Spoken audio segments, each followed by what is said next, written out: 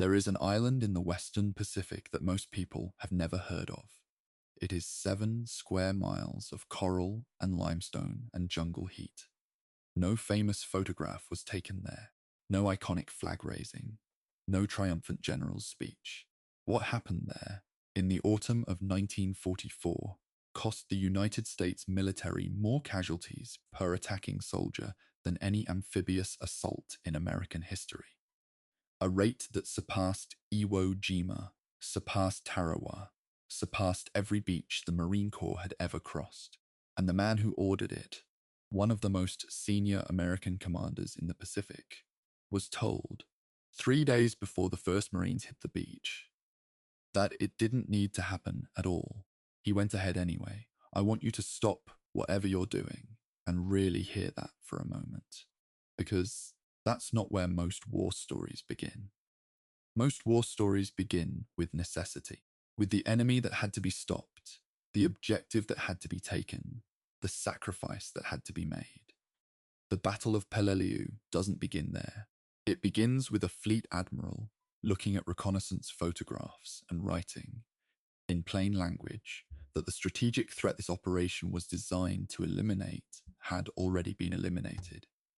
That the Japanese air power meant to threaten MacArthur's flank was already gone, already burned out of the sky over the Marianas, already at the bottom of the Philippine Sea.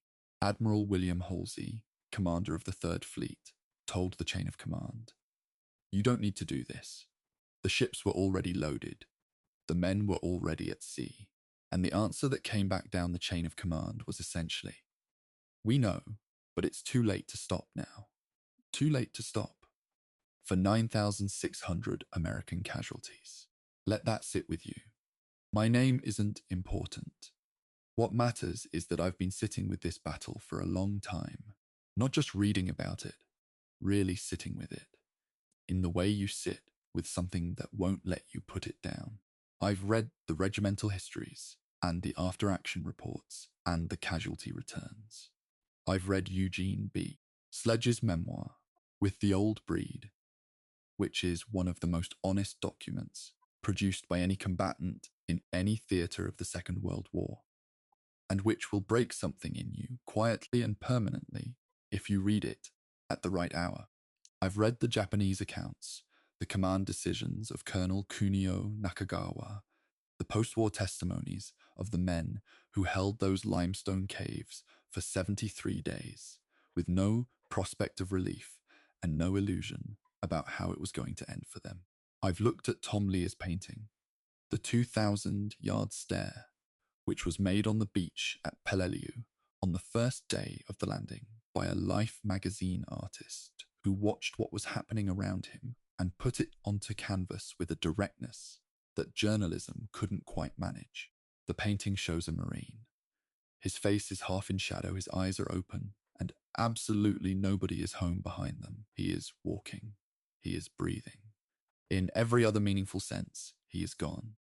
Lear painted it on the 15th of September, 1944, D-Day at Peleliu, and it has been telling the truth about this battle ever since, in the way that a single image sometimes can, when 1,000 pages of operational history still leave you at a distance from what actually happened. That painting is why I made this documentary, or more precisely, that painting is what this documentary is about, not the painting itself. The thing the painting is looking at. Here is what you need to know about this series before we go any further. This is not a highlight reel.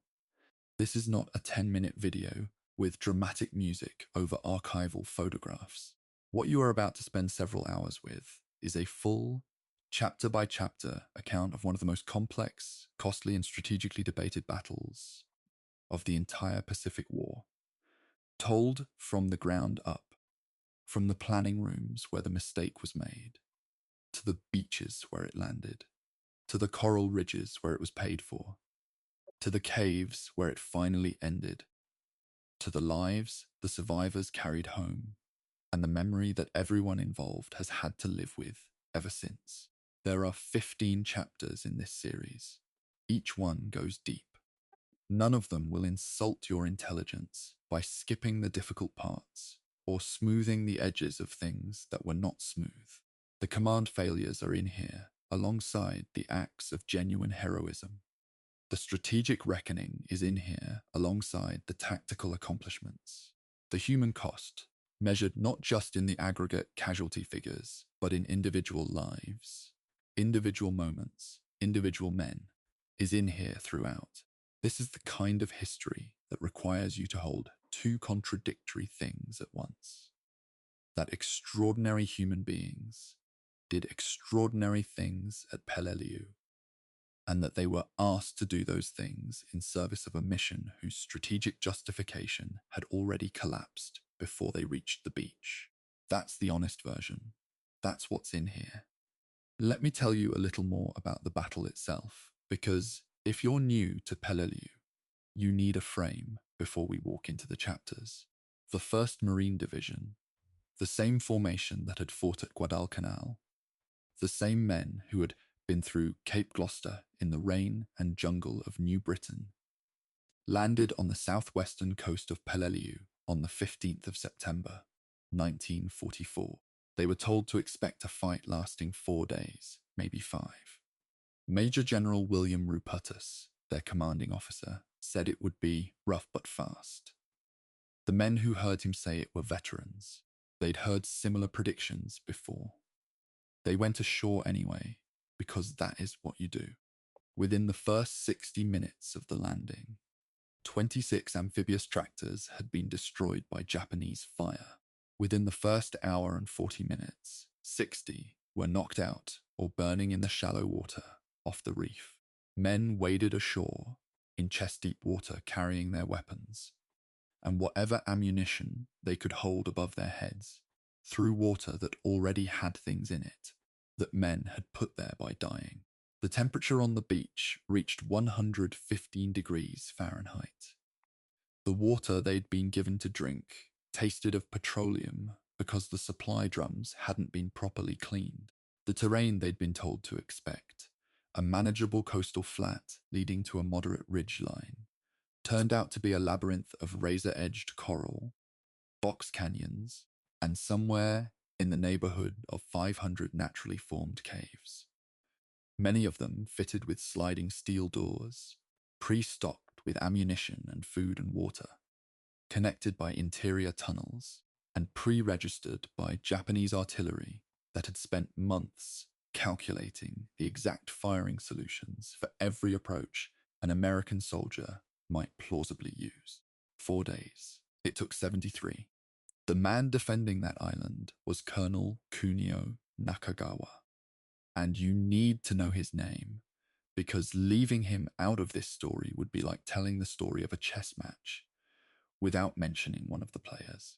Nakagawa was a combat-experienced regimental commander who had been given explicit orders by his superiors to implement a new defensive doctrine, one developed specifically in response to the failure of earlier Pacific Island defenses, one designed to avoid the expensive futility of banzai charges and beach defense stands that had consumed Japanese garrisons at Tarawa and elsewhere. His job was not to defeat the Americans. His job was to make taking Peleliu cost as much as possible. He did his job with a precision and professionalisms that American commanders were forced to acknowledge, even in the act of trying to kill him. His final radio transmission, sent on the 24th of November 1944, reported that he had burned the regimental colours. 56 men remained.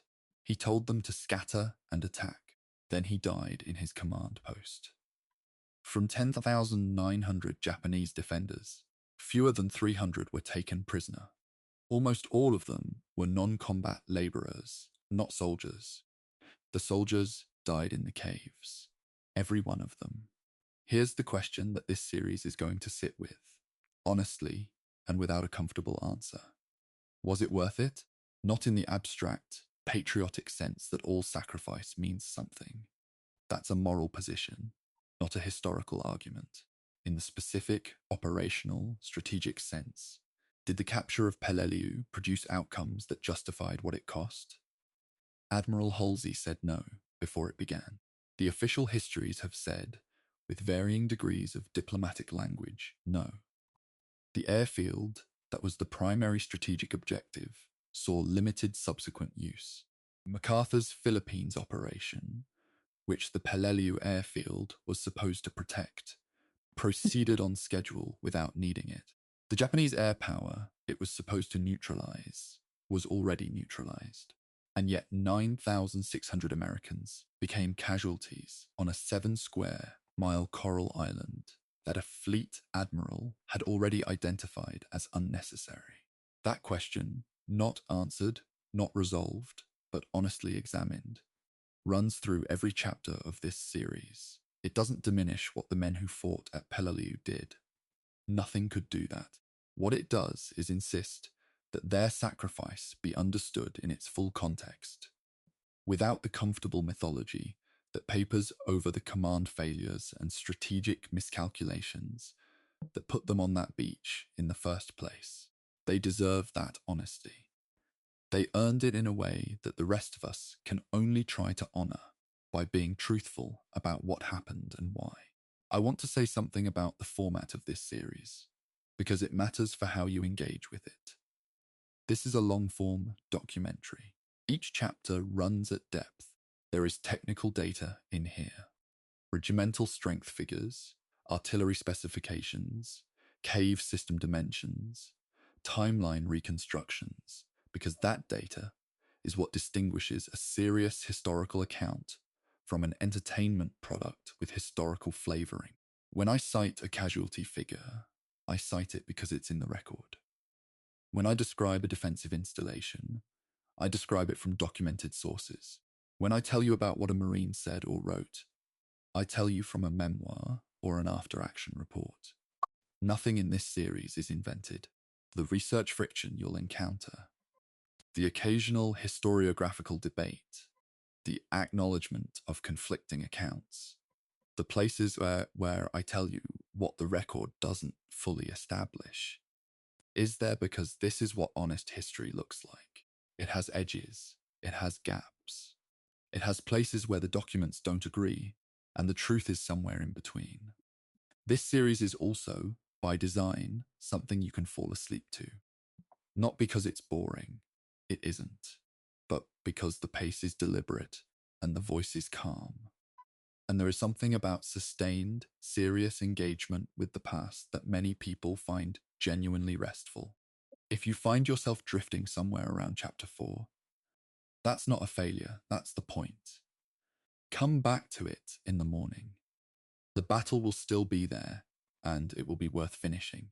Before we begin chapter 1, before we go to the planning rooms and the fleet loading up at sea and the maps of an island that nobody had walked yet, I want to name a few of the people whose accounts make this series possible. Eugene B. Sledge, Mortarman, K Company, 3rd Battalion, 5th Marines. His memoir, With the Old Breed at Peleliu and Okinawa, is the single most important primary source for the human experience of this battle, and it is one of the finest books produced by any participant in the Second World War. If you haven't read it, please do. This series will send you to it repeatedly, and it will be worth every visit. Captain George P. Hunt, K Company, 3rd Battalion, 1st Marines, who wrote an account of his company's assault on the Point on D-Day that is among the most precise and honest small unit combat narratives in American military literature.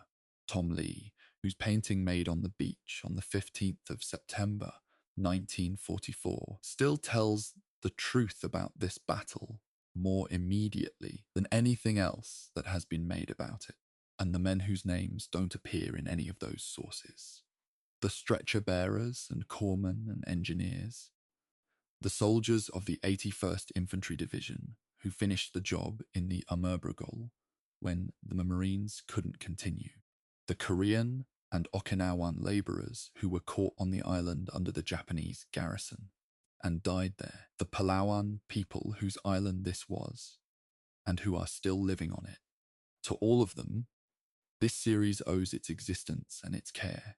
If you're new to this channel, subscribe right now, ring the bell, because this is what we do here, not 10-minute summaries, not algorithm-optimized thumbnail documentaries. Full historical accounts, told at the pace the material deserves, with the sources cited and the difficult questions asked, and the comfortable myths left outside where they belong. The next series after Peleliu is already in research. There will be more of this. You want to be here for it. If you've been here before, thank you. Every time you come back for one of these long ones, you're telling me that this kind of work is worth doing. It is. And this one, the full Battle of Peleliu, from the planning rooms to the final cave, is the most thorough series we've made yet.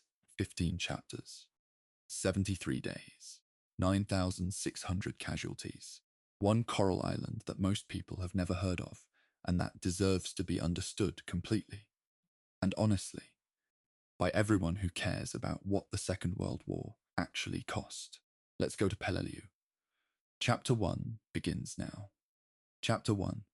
The island nobody needed. I want you to hold a thought in your mind as we open this chapter.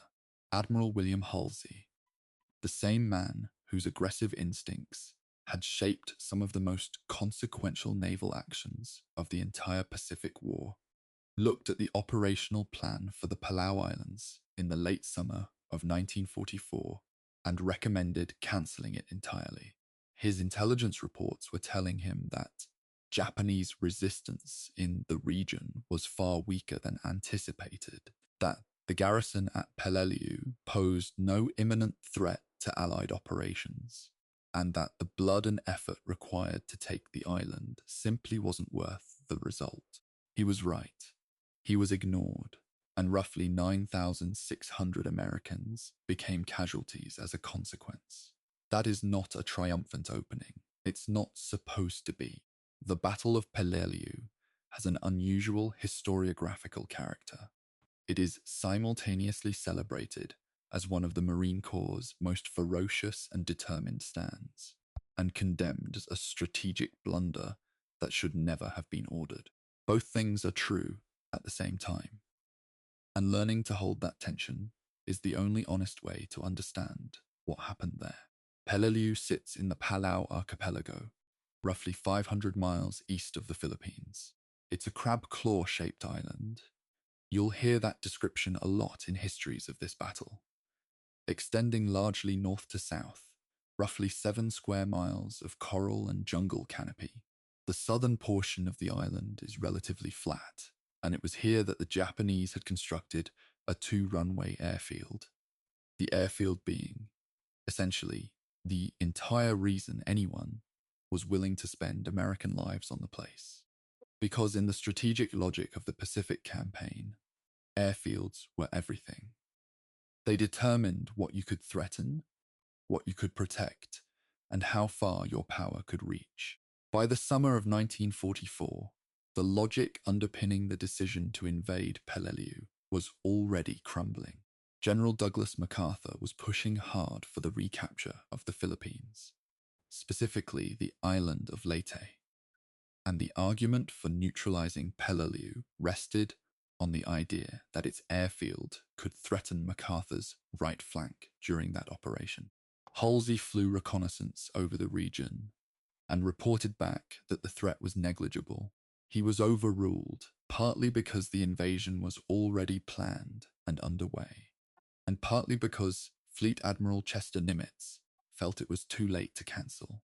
These are the kinds of decisions that look reasonable from a planning room, and catastrophic from a ridgeline in Amurbrugel. The man tasked with leading this operation was Major General William Rupertus, commander of the 1st Marine Division.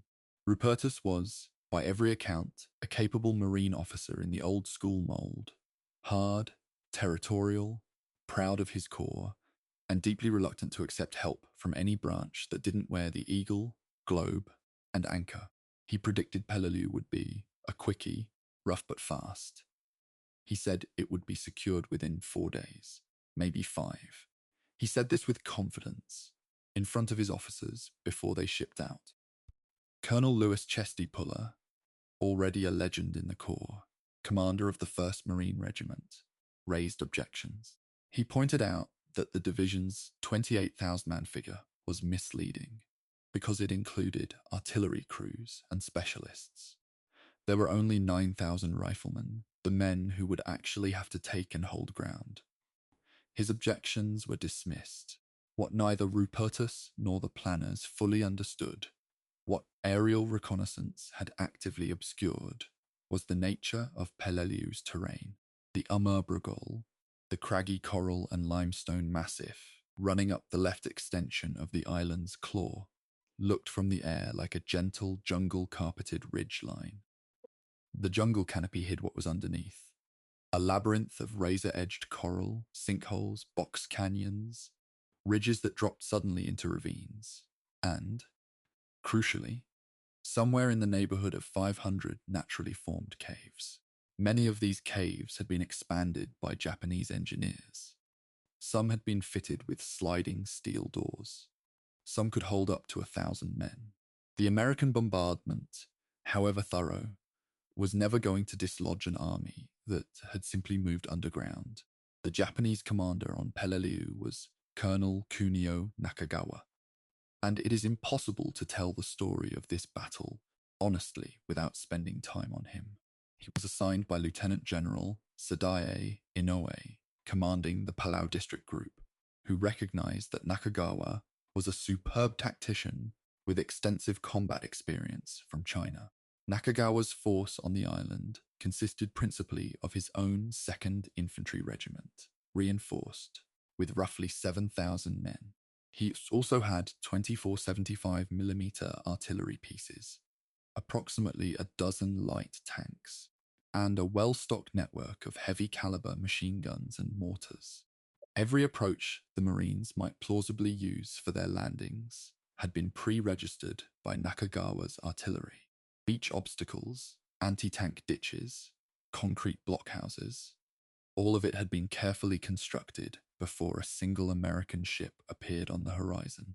What made Nakagawa's defense not just formidable but historically significant was that it represented the operational debut of a fundamentally new Japanese tactical doctrine.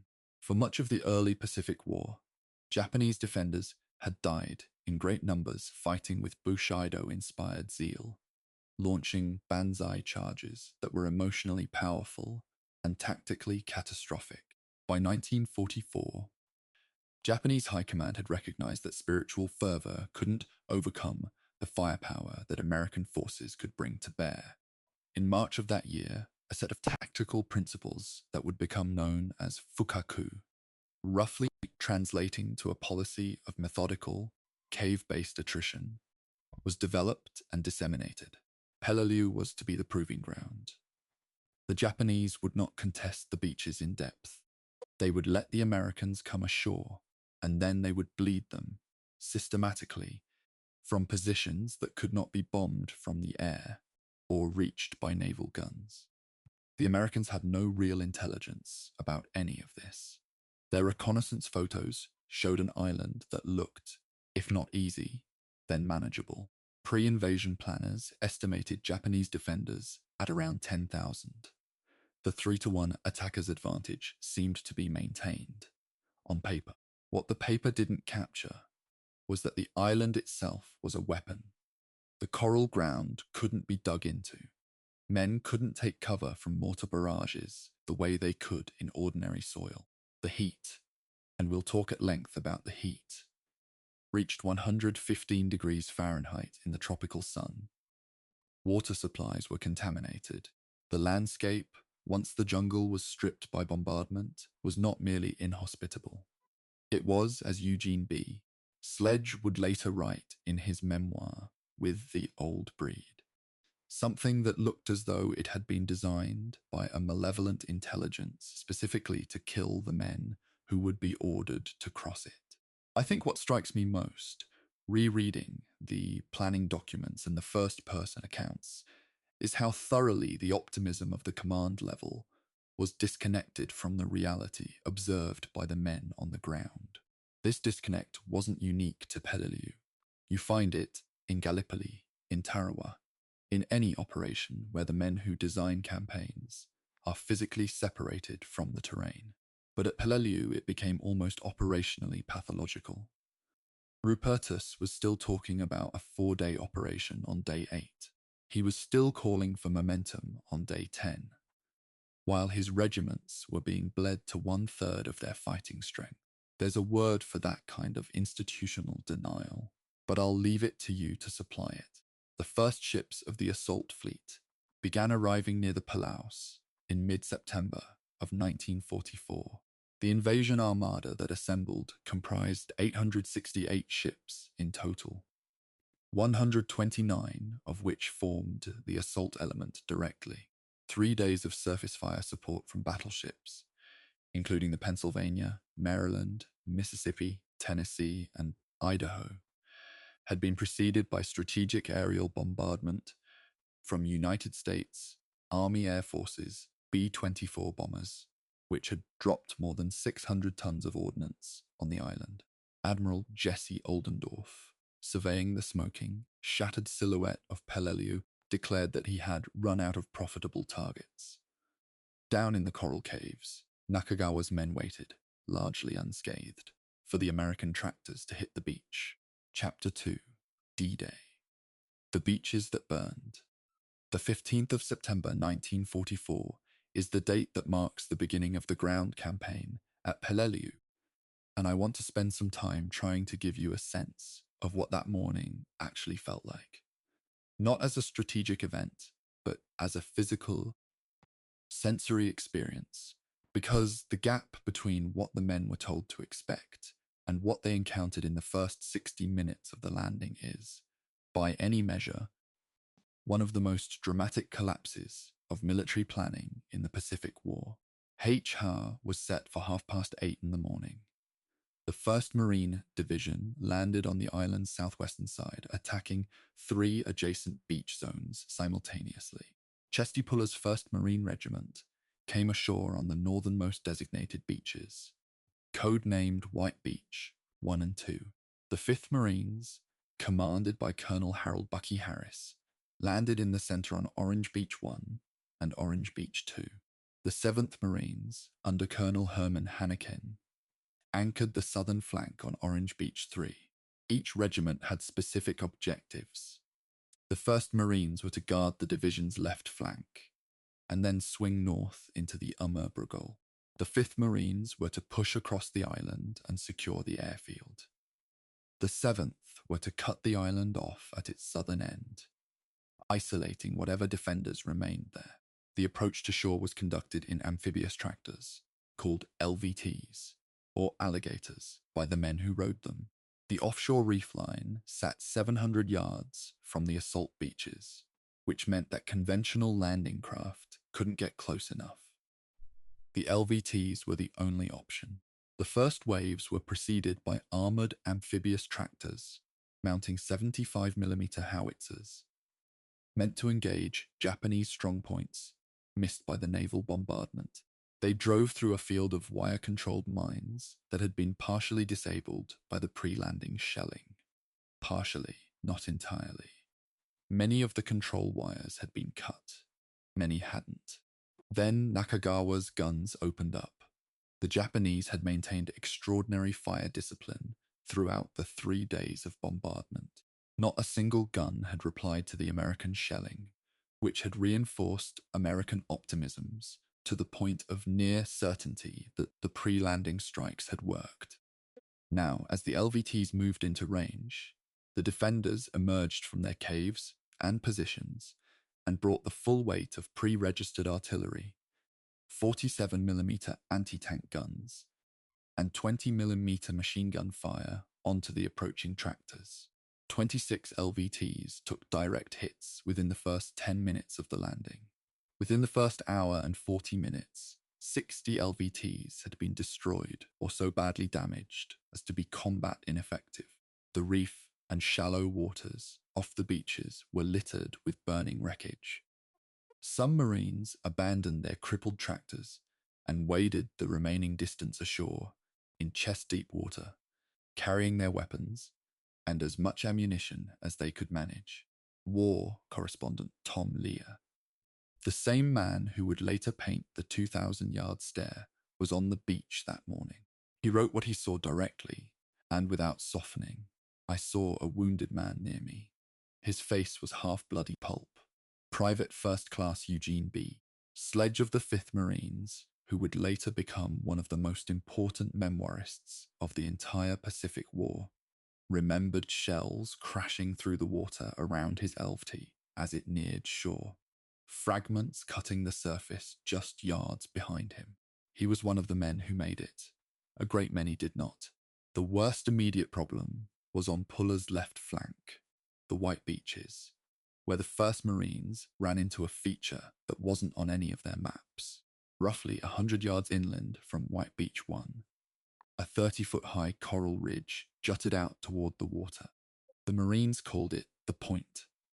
It was honeycombed with Japanese defensive tunnels and firing positions, with embrasures cut into the coral and then resealed to leave just enough space for the barrel of a machine gun. The Point wasn't just impeding the 1st Marines' advance. It was raking the landing beaches themselves with flanking fire, shooting along the line of men trying to come ashore. It had to be taken, and quickly, and a frontal assault was proving too costly. Colonel Puller assigned the task to Captain George P. Hunt and K Company, 3rd Battalion, 1st Marines. Hunt was a Guadalcanal veteran and knew his business. His men worked around the flanks of the Point, neutralizing concrete pillboxes one by one, using a combination of small arms fire to suppress the embrasures, smoke to blind the defenders, and Marines close enough to throw explosive satchels through the slits.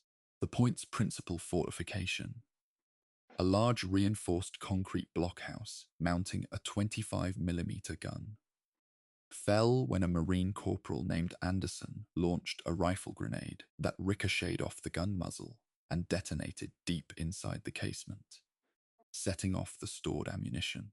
The blockhouse came apart in a series of explosions. Some defenders, their clothing on fire, attempted to escape. They were cut down. Hunt had the Point, but night was falling and he was alone.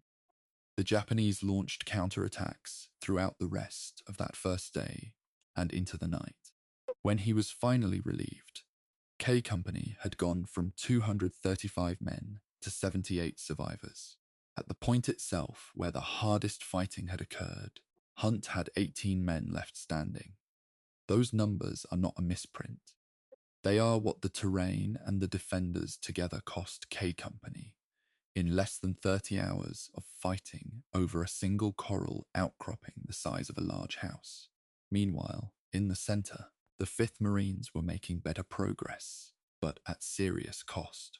By the afternoon of D-Day, they had reached the airfield, one of the campaign's primary objectives. Nakagawa responded with a counterattack, driving approximately 15 Type 95 Hargo light tanks forward from the north, down across the airfield toward the 5th Marines' positions. This was not a banzai charge. It was a disciplined armor-led assault with infantry support. The Marines were ready for it. Their own M4A2 Sherman tanks had made it ashore, and Marine artillery had registered on the airfield approaches. The Japanese armor was destroyed in a confused, close-range engagement in which every Japanese tank was knocked out and the supporting infantry was cut down or forced back. The tank counterattack at Peleliu was Nakagawa's first and last large-scale armored effort. He'd lost one of his 5 infantry battalions and most of his armor on D-Day. He still had several thousand men in the caves. By the time the sun went down on the 15th of September, approximately 1,100 Marines had become casualties, with more than 200 killed in action. And all of this was on the first day, against a target that the commanding general had predicted would be secured within 4. Rupertus committed his reserves by evening, an unusual step that showed, however briefly, that even he recognized the weight of what was happening. The beachhead held. Artillery and logistic support came ashore. The line was established. But the cost was already telling a story that the optimistic briefings hadn't included. There's a detail from the D-Day accounts that I keep returning to whenever I read about Peleliu. Alongside the combat casualties, medical records show that heat prostration was already creating as many non-battle casualties as enemy fire by the fourth day of the operation. The island's temperature reached 115 degrees Fahrenheit. Old oil drums had been used to transport water ashore, and the steam cleaning process failed to fully remove the petroleum residue from the drums, making the water undrinkable. Salt tablets were issued. Marines drank from shallow wells dug in the coral, which yielded water that one reporter described as putrid, barely drinkable. The smell of decomposing bodies and human waste hung over everything. Flies were everywhere. It wasn't just hard fighting. It was fighting in a place that seemed to be actively trying to kill you through every available mechanism simultaneously. I find myself, each time I come back to the first day accounts, struck by the same thing: the sheer institutional stubbornness of the optimistic forecast. 1,100 casualties on day one, and still the orders were maintain momentum. We'll talk about what maintaining momentum actually looked like on days 2 through 5 in the next chapter. I'll tell you now, it looked nothing like what Rupertus had in mind. Chapter 3. Bloody Nose Ridge, the first assault. There is a section of the 1st Marine Regiment's after actions history that was later obtained from the National Archives in College Park, Maryland, in Record Group 127, and it describes conditions on what the regiment was then calling Bloody Nose Ridge on the 3rd day of the battle. The language is measured, military, precise, and somehow all the more disturbing for that. It describes the terrain as a contorted mass of decayed coral, strewn with rubble, crags, ridges, and gulches thrown together in a confusing maze. It states that there were no roads, scarcely any trails, and that the pock-marked surface offered no secure footing, even in the few level places. And then it says this: it was impossible to dig in. That sentence is worth sitting with. On every other Pacific battlefield, when enemy fire became too intense, Marines could dig foxholes and pull earth over themselves. On Peleliu's coral ridges, there was nothing to dig into. The coral sat on rock. The rock was solid. You either moved forward, moved backward, or you lay flat on the surface and absorbed whatever was falling from above. The Amurbrogol is not a mountain in the way that word usually conjures an image. The highest points reach somewhere between 50 and 300 feet above sea level. More a massif of jagged coral than anything alpine, but what it lacks in elevation, it more than compensates for in complexity. Ridgelines lead into box canyons. Canyons open into ravines. Ravines connect back to ridgelines from unexpected angles. As the first Marines began pushing north from the beachhead into this terrain, they discovered that their maps, already inadequate on D-Day because of the unmapped point, were almost useless here. The aerial photographs had shown vegetation-softened contour lines that bore no resemblance to the actual surface. The jungle canopy, stripped by bombardment, revealed, as the Warfare History Network noted, the full labyrinthine horror. Chesty Puller's regiment had been given the assignment of advancing north into the Umurbrugul, while the 5th Marines secured the airfield, and the 7th Marines cleaned up the island's southern end. The logic was sound on a map. The 5th and 7th Marines accomplished their objectives. The airfield was secured. The south was isolated. But the 1st Marines walked into something for which there is no clean tactical framework. Each ridge they took was overlooked by another ridge, and from that second ridge, Japanese defenders could pour fire down onto the Marines now holding the first. Each time a summit was taken, the attacking force was too depleted to hold it against counterattack from higher ground. The fight devolved within days into what the National World War II Museum's historian John Curatola has accurately described as a siege. By D-Day +3, the 18th of September 1944. The 1st Marine Regiment had suffered 1,236 casualties. Rupertus was still ordering Puller to maintain momentum.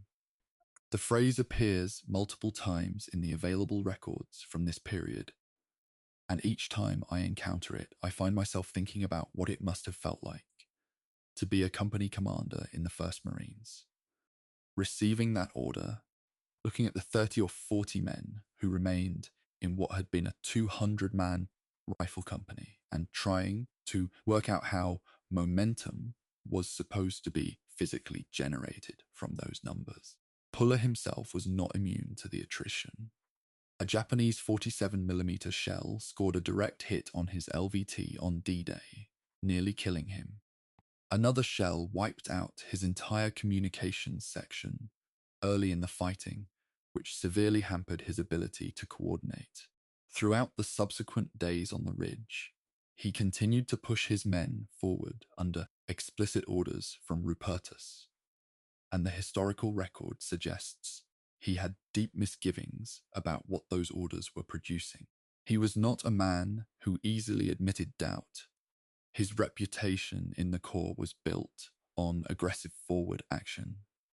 But the after-action accounts from the Amurbrigel period show a regiment pushed well beyond what should have been the breaking point.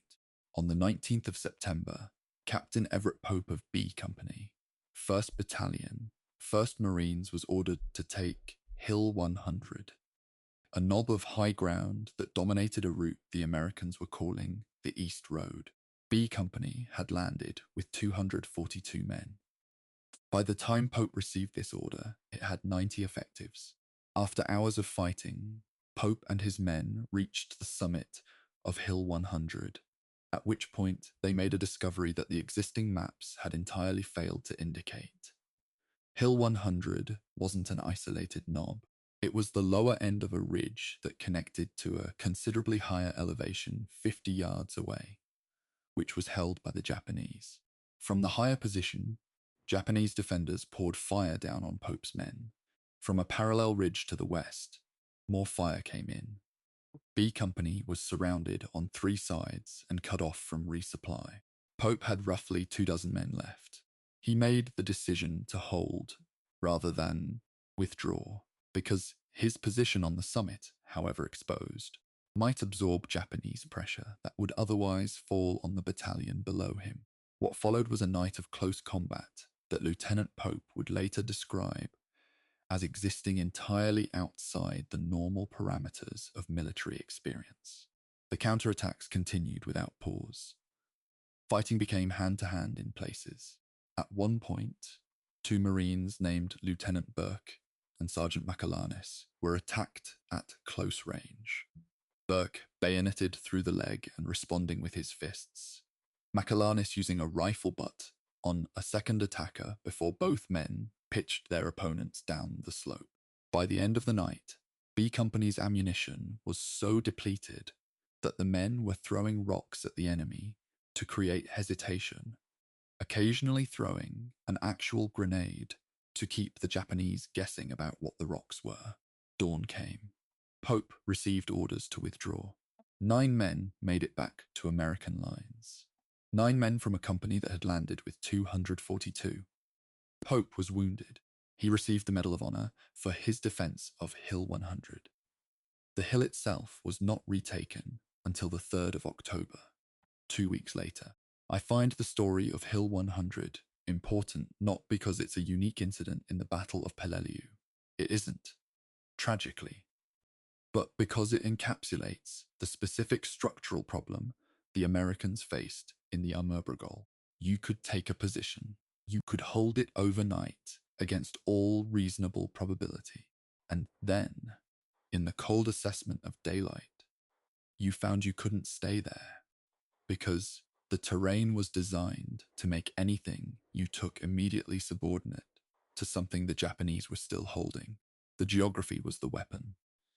Nakagawa didn't need to replenish his forces with some grand counterattack. He just needed to have his men stay in their caves on the higher ground and wait. By D-Day +4, the 1st Marine Regiment had crossed the threshold of combat effectiveness in any meaningful operational sense. It was, as the National World War II Museum records, a regiment only in name. More than 1,500 men had become casualties. The battalion strength charts were catastrophic. The 1st Battalion of the 1st Marines would eventually record a 71% casualty rate, with only 74 men remaining from 9 rifle companies. When Lieutenant General Roy Geiger, commander of the 3rd Amphibious Corps, flew to the island and personally inspected Puller's positions, he was, by several accounts, visibly shaken. He had seen the Pacific War from its earliest days. He knew what destroyed units looked like. He was looking at one. Geiger's decision, taken against Rupertus's explicit objections, was to request the Army's 81st Infantry Division, specifically the 321st Regimental Combat Team, then located at Angkor, after successfully securing that island with relatively light casualties.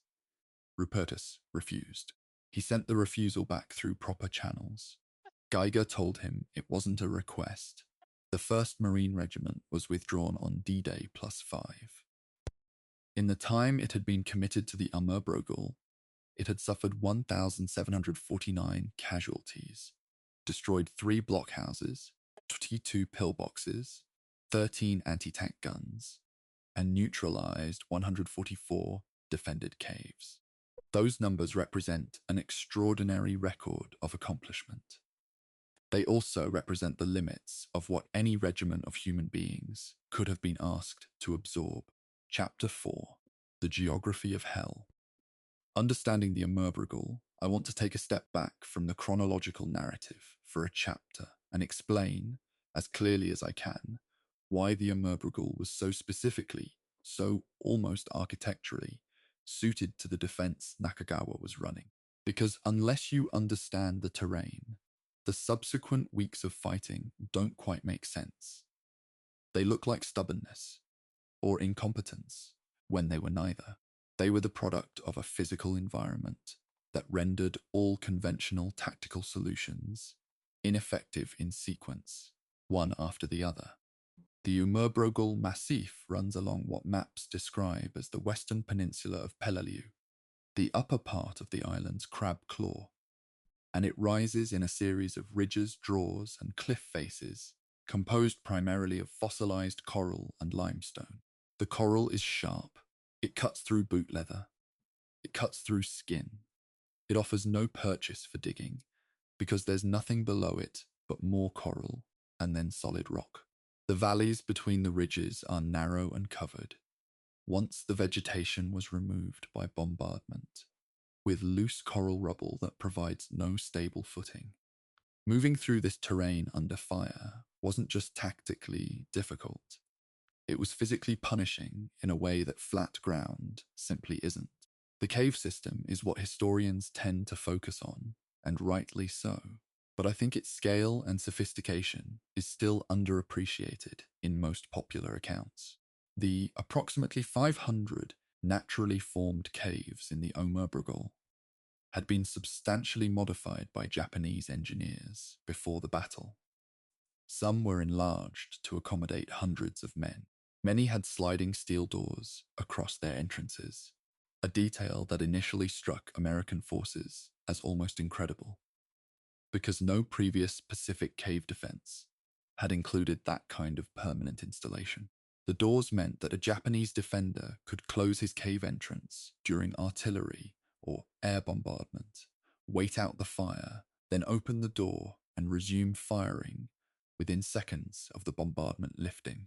Some cave complexes were multi-level, connected by interior tunnels that allowed forces to move between firing positions without exposure to American fire above ground.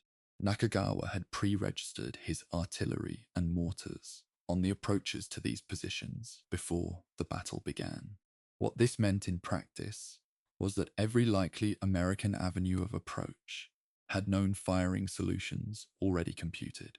When American units moved toward a ridge, Nakagawa's gunners didn't have to observe and calculate.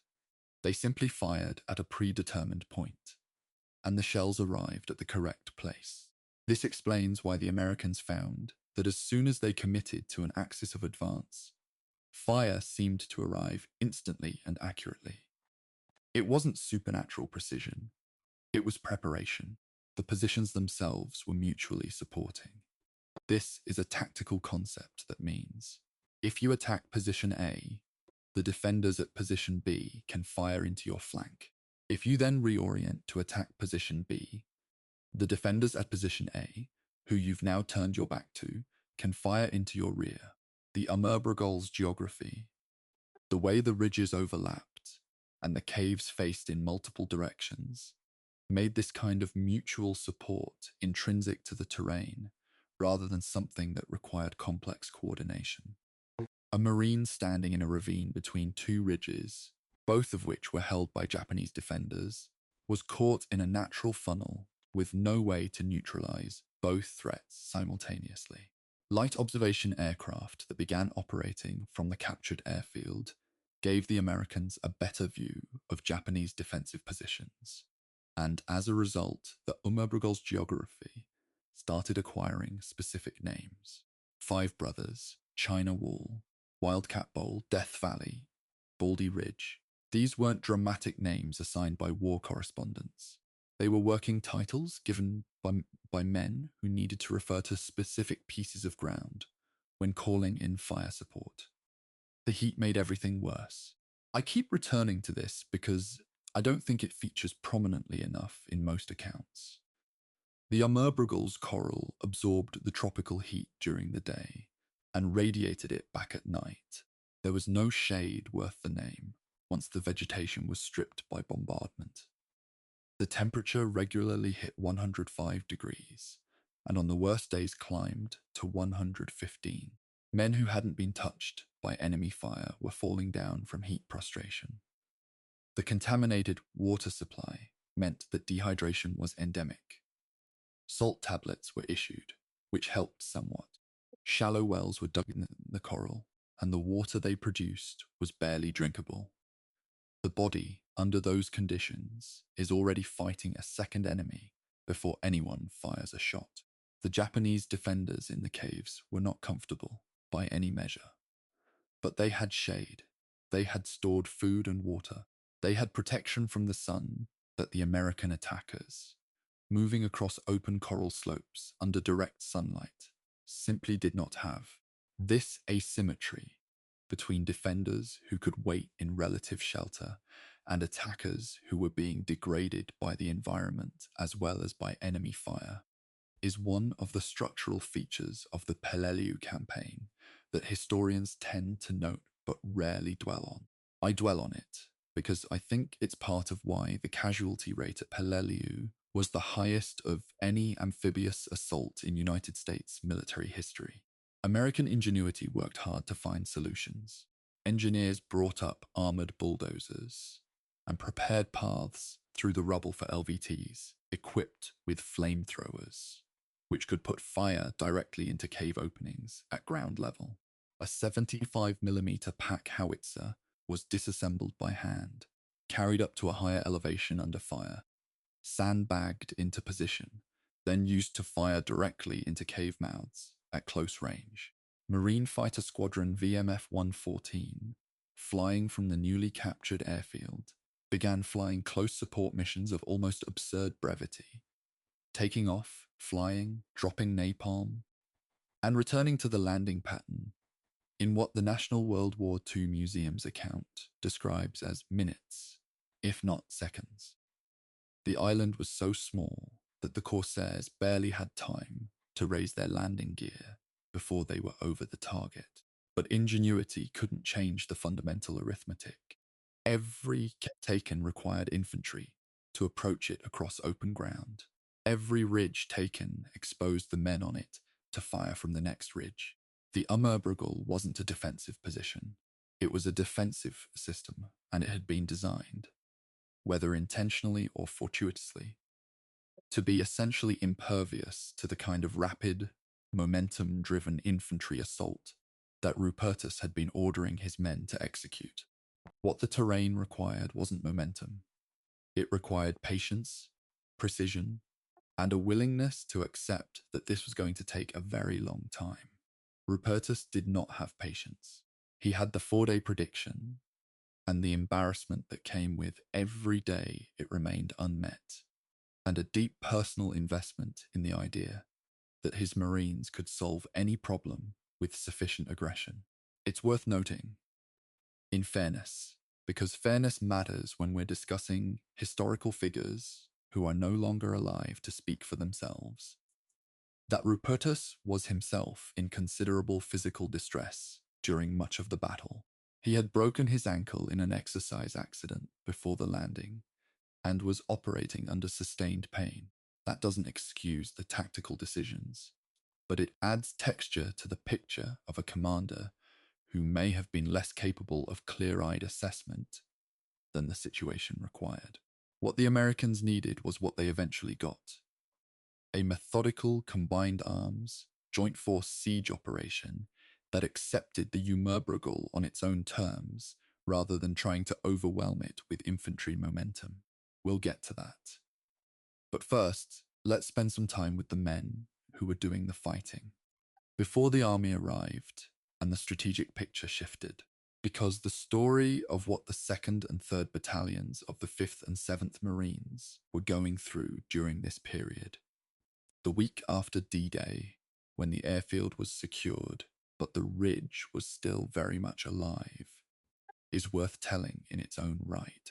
Chapter 5, the 5th and 7th, the airfield and the south. There's a tendency in accounts of the Battle of Peleliu to focus almost exclusively on Chesty Puller and the 1st Marines in the Umurbrugul, and that focus is understandable. The casualty rate, the Hill 100 episode, the eventual relief of the regiment, all of it creates a natural narrative gravity. But the 5th and 7th Marine regiments were also fighting, and fighting hard, throughout the first weeks of the campaign, and their story deserves its own examination. Colonel Harold, Bucky Harris, and the 5th Marines had a specific mission on D-Day: push from the center of the landing beaches straight across the island to the airfield, secure it and prevent it from being used as a Japanese counterattack staging area. They largely accomplished this by the afternoon of the first day, despite taking serious casualties on the approach across open ground that was fully exposed to Japanese observation from the Umurbrugul. The airfield sat in a natural bowl that was overlooked from 3 sides by high ground in Japanese hands, which meant that any movement across the runway or its approaches was conducted under observation from defenders who could call fire onto it at will. The tank counterattack that Nakagawa launched late on D-Day, approximately 15 Type 95 light tanks moving down across the airfield into the 5th Marines' positions, was defeated by a combination of marine armor, artillery, and anti-tank weapons. All of the Japanese tanks were destroyed. The engagement was brief by the standards of armored combat, but decisive. It removed Nakagawa's most mobile offensive asset in a single afternoon.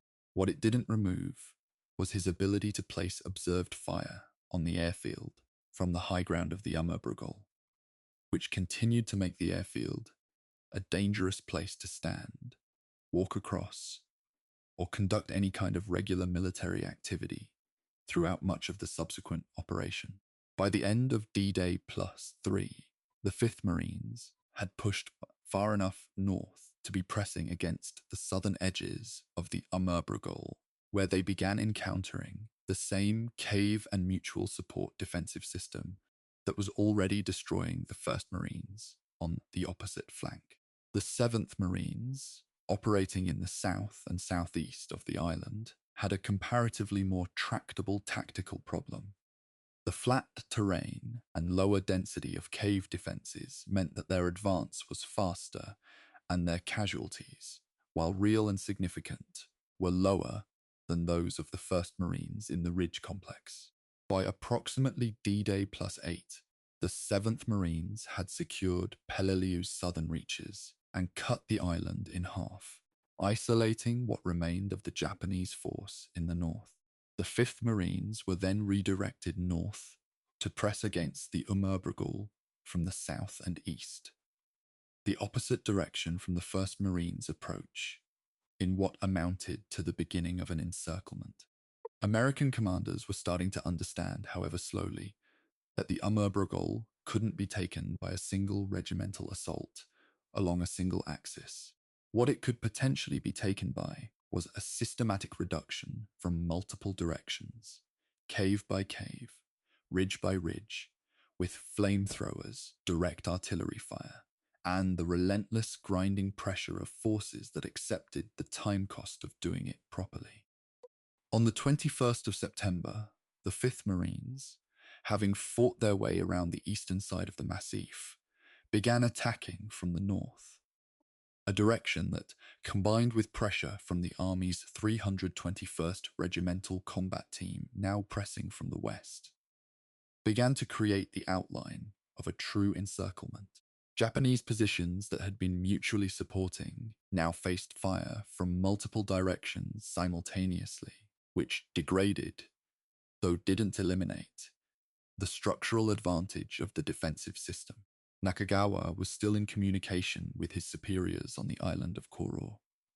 Roughly 25 miles away, he was still reporting his strength, still adjusting his dispositions, still demonstrating the kind of tactical coherence that continued to cost American lives.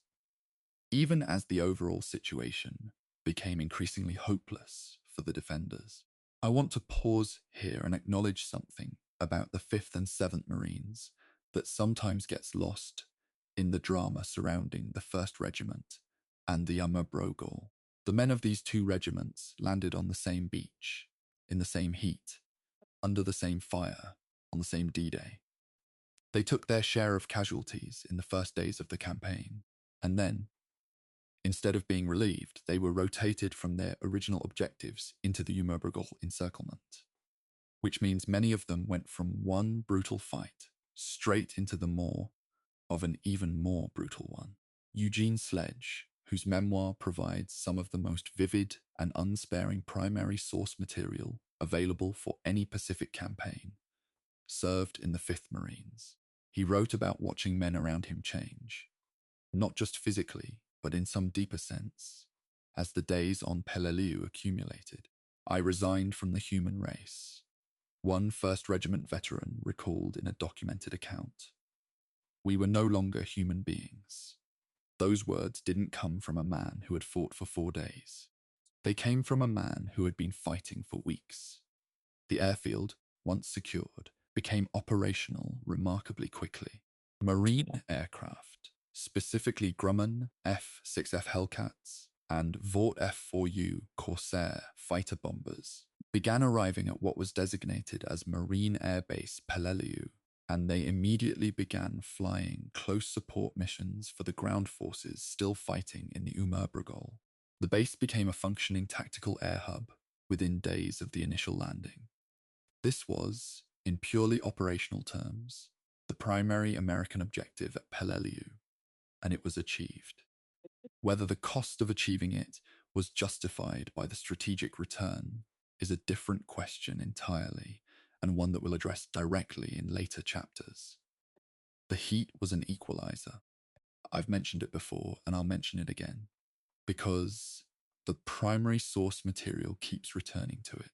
By the 4th day ashore, as many casualties were coming from heat prostration as from enemy fire.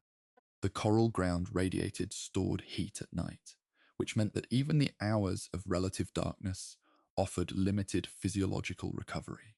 Men who looked physically uninjured might have been profoundly dehydrated, their judgment and physical capacity degraded in ways that wouldn't have been visible to a casual observer.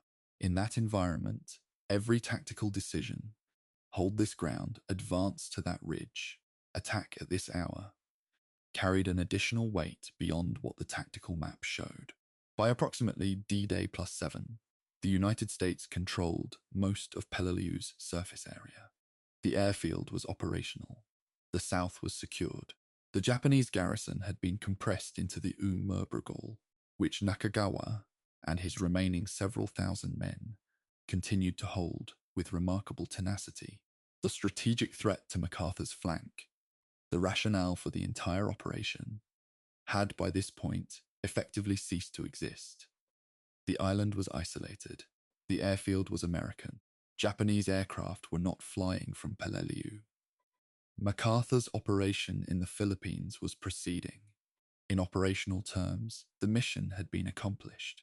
The fight for the Brogal, which would consume the American force for another 2 months, was, from a strictly strategic perspective, being fought for ground that no longer had decisive importance.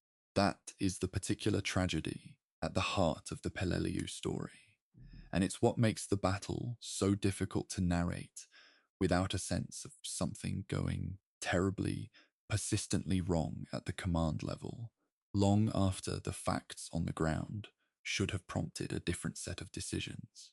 Chapter 6. The army arrives. The 81st and the siege begins. There is something almost operatic about the way General Rupertus handled the question of army reinforcement at Peleliu, and I use the word operatic advisedly, because it wasn't quite rational, and it wasn't quite professional, and it cost men their lives in ways that the available evidence doesn't easily excuse. Rupertus had the 81st Infantry Division, commanded by Major General Paul Muller, standing ready at Angor from the 17th of September. Angor had been secured in days, with relatively light casualties. The 321st and 322nd Regimental combat teams were available and equipped, and Rupertus, watching his 1st Marines being ground to fragments in the Brogal, refused to call them in. His stated reasons were about momentum and the exclusive character of the Marine operation. His actual reasons were, by most historical assessments, about institutional pride and the refusal to allow the army to share credit for taking Peleliu.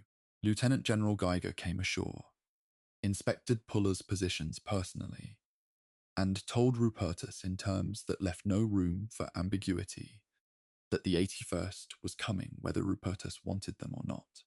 The Army's 321st Regimental Combat Team began landing on Peleliu's western beaches on the 23rd of September 1944. The 1st Marine Regiment, what remained of it, was withdrawn from combat. Its tenure in the Brogal had lasted less than 200 hours of active fighting and had cost the regiment 1,672 casualties. The 23rd of September also marked a significant shift in the overall approach to the Brogal. By now, American forces surrounding the Massif had a much clearer picture of what they were dealing with. Light observation aircraft had been mapping Japanese positions for days, supplemented by ground-level reconnaissance. The roughly 500 cave positions in the Brogal had been partially documented, and American commanders knew that the encirclement was real. Nakagawa's force had no supply line, no reinforcement route that the American Navy and Air Forces hadn't already covered. A convoy of approximately 15 Japanese barges loaded with troops had attempted to run the American cordon and reach the island. Most were sent to the bottom of the Pacific. Roughly 600 men made it ashore, but without most of their equipment, they added to Nakagawa's manpower problem rather than solving it. The shift from assault to siege was partly tactical and partly psychological. In a conventional siege, you surround your enemy, cut off their supplies, and wait. At Peleliu, waiting wasn't quite viable. The Japanese in the caves had sufficient stored food and water to continue fighting for considerably longer than any American commander wanted to spend on the island. The siege at Peleliu had to be active. A methodical cave-by-cave, ridge-by-ridge reduction that used flamethrowers, direct artillery fire, napalm from corsairs, and armoured bulldozers to physically seal cave entrances and deny the defenders the ability to re-emerge. The 321st RCT pressed from the west, while the remnants of the 5th and 7th Marines continued to press from north and south, slowly compressing the Japanese perimeter. The defensive pocket shrank from the broader Brogel to an oval measuring only a few hundred yards in each direction by late October. Even within this compressed perimeter, Japanese defenders were still able to mount nighttime infiltration raids into American lines, exploit terrain features that hadn't been fully mapped, and impose casualties on the attacking force. The fighting in this phase, less cinematic than the beach landings, less narratively dramatic than the isolated stands on individual ridges, was in some ways the most grueling of all, because it had the character of a siege, where both sides knew the eventual outcome, and yet the killing continued. Nakagawa remained in radio contact with his superiors on Koror throughout this period. His communications were methodical and professional, reporting strength, describing tactical adjustments, estimating American dispositions. By the 20th of October, he reported that he had 700 defenders remaining. The 1st Marine Division, exhausted and decimated, was formally relieved and replaced in its entirety by the 81st Infantry Division under General Mueller on that same date. Mueller assumed responsibility for what was now explicitly described in American operational orders as mopping up, a phrase that has always seemed to me one of the most misleading in military vocabulary, since it implies a tidying operation rather than weeks of lethal combat against men who had no intention of doing anything other than dying in their positions. For the next 6 weeks, the soldiers of the 81st applied the same methodologies the Marines had developed and refined over the first month of fighting. Armored bulldozers collapsed cave entrances, entombing defenders inside.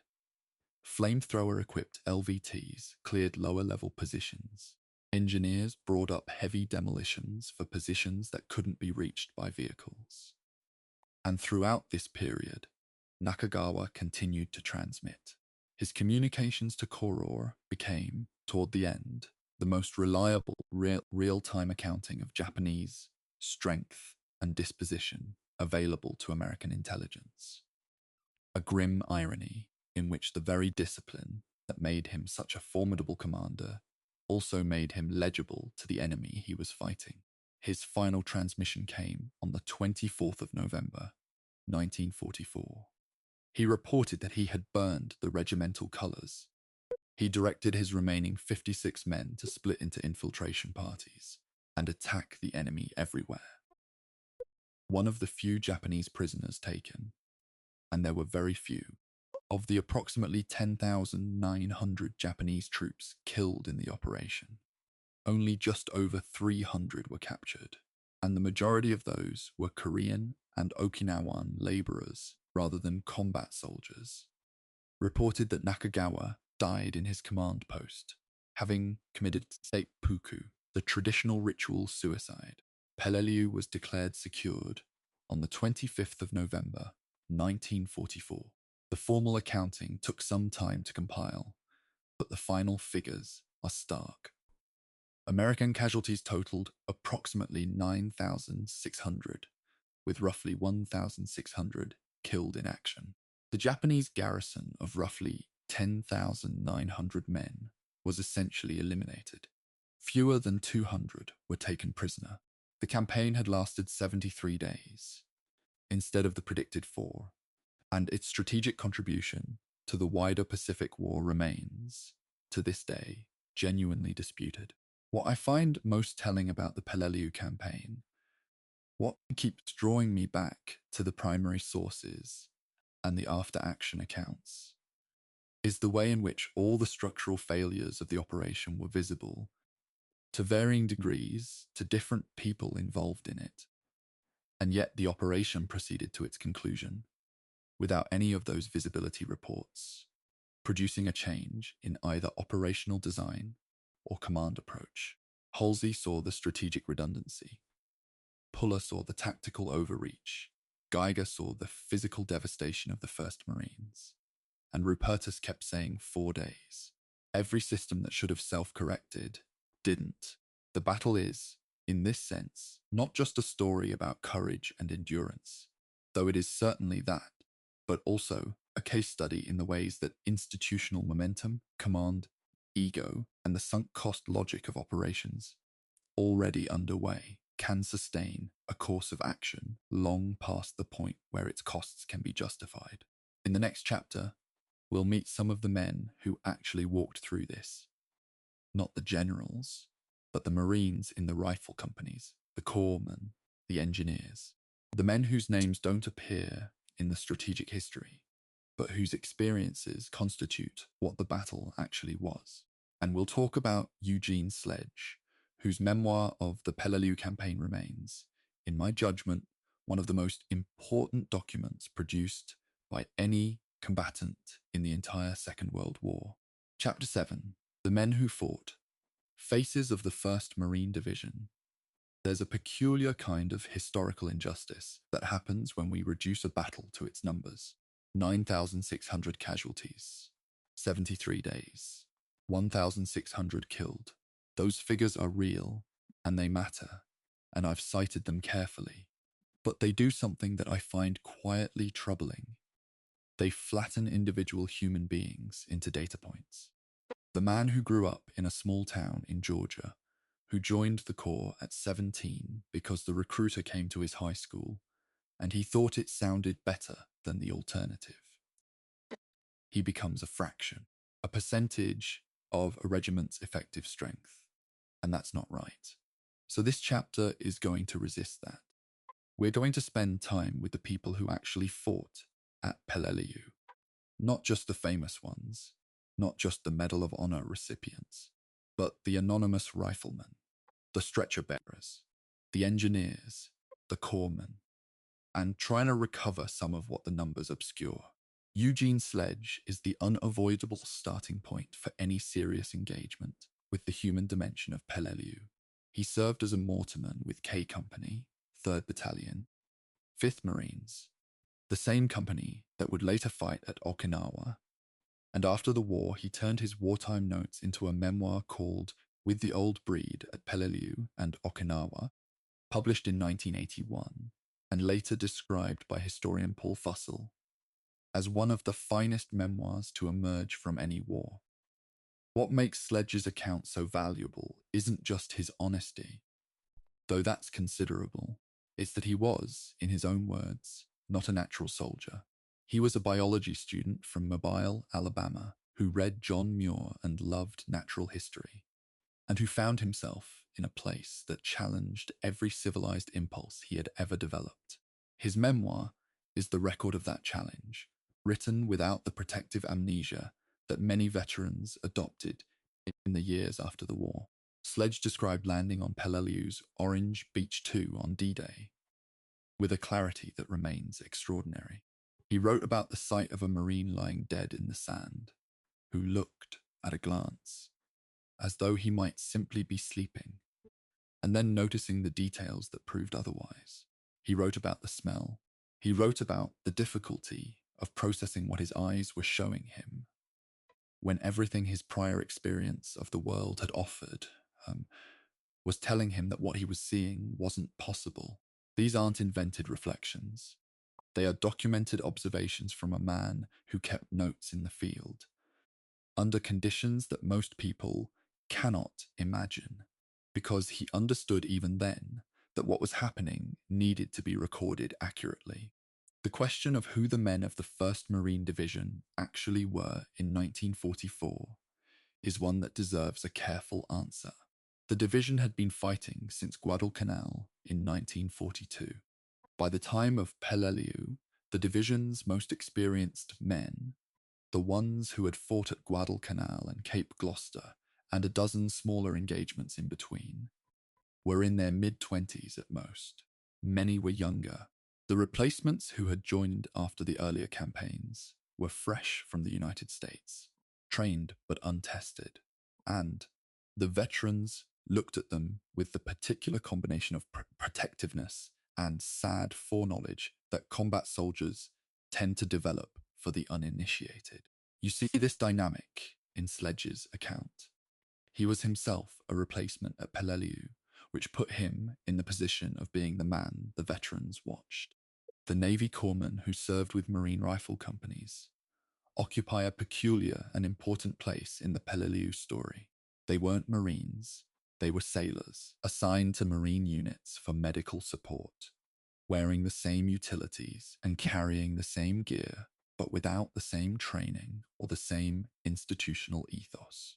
What they shared was the same ground, the same heat, the same coral, and the same incoming fire. On Peleliu, corpsmen moved through areas of active combat to reach wounded men without being ordered to do so, because that was the job and the expectation, and turning back wasn't a genuine option within the social structure of a Marine rifle company. The casualty rate among corpsmen at Peleliu was, proportionally, among the highest of any support specialty in the operation. Several received the Navy Cross. None of them were looking for recognition. They were trying to keep people alive. I want to mention Captain Arthur Haldane, who commanded K Company 5th Marines, because his name comes up repeatedly in Sledge's memoir and in other accounts, and because he represents something specific about the small unit leadership that held the 1st Marine Division together through Peleliu's worst moments. Haldane was, by every account available, the kind of commander who was genuinely loved by his men. Not feared, not merely respected, but loved, in the specific way that men in extreme situations come to love leaders who they believe are telling them the truth and making decisions with their welfare genuinely in mind.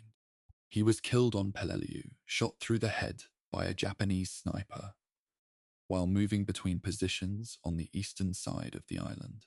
Sledge wrote about his death with a grief that is palpable across more than 80 years of distance, describing it as the moment at which something essential about the experience of being in K Company changed, permanently and for the worse.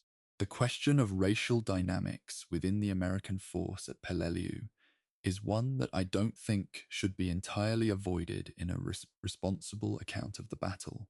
The United States military in 1944 was formally segregated. There were African American Marine units at Peleliu, service and ammunition companies, supply units, whose men served on the beaches and in the logistics chain, while combat roles remained closed to them by official policy.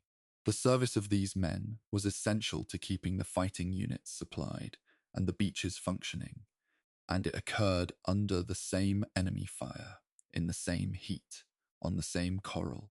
Their names appear in few of the prominent accounts of the battle, and that absence is a form of historical injustice that's worth naming directly. The question of how combat changes men is one that memoirs like Sledge's address with uncomfortable directness.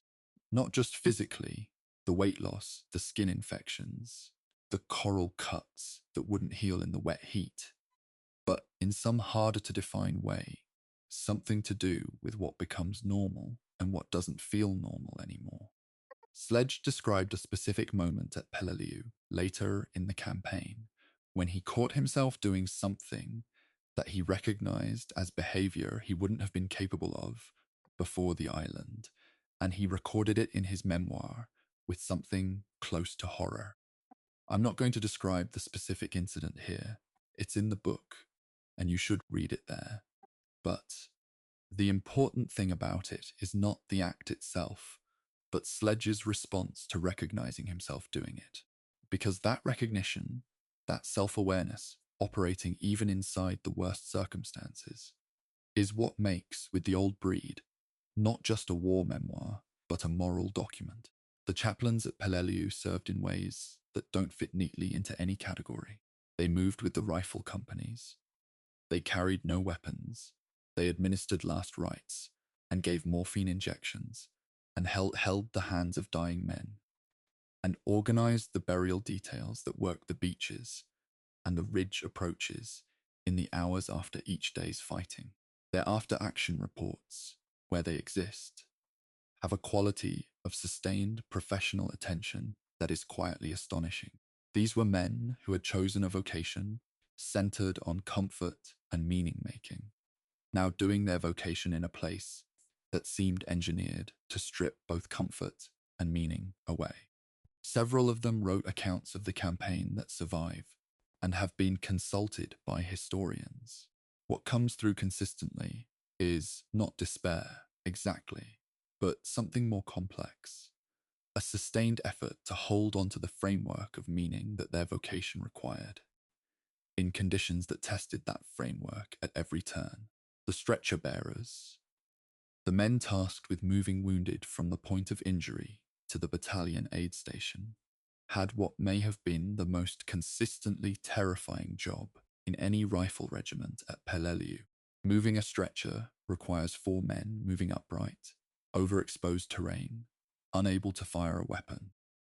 On the Amurbrugol's coral slopes, where the surface was unstable and the Japanese fire came from elevated positions on multiple sides, this meant moving upright, unable to take cover, over loose rubble, on ground that couldn't be dug into for protection, while carrying a man who might die if the stretcher was put down.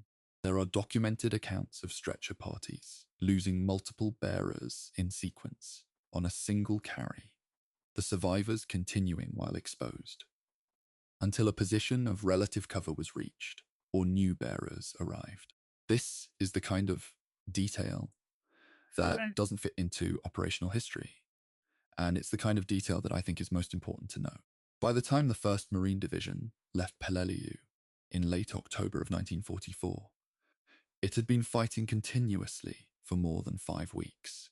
The men were, by any clinical assessment, profoundly damaged, physically, psychologically, in ways that the military medical knowledge of the era was only beginning to understand and had almost no institutional framework for treating.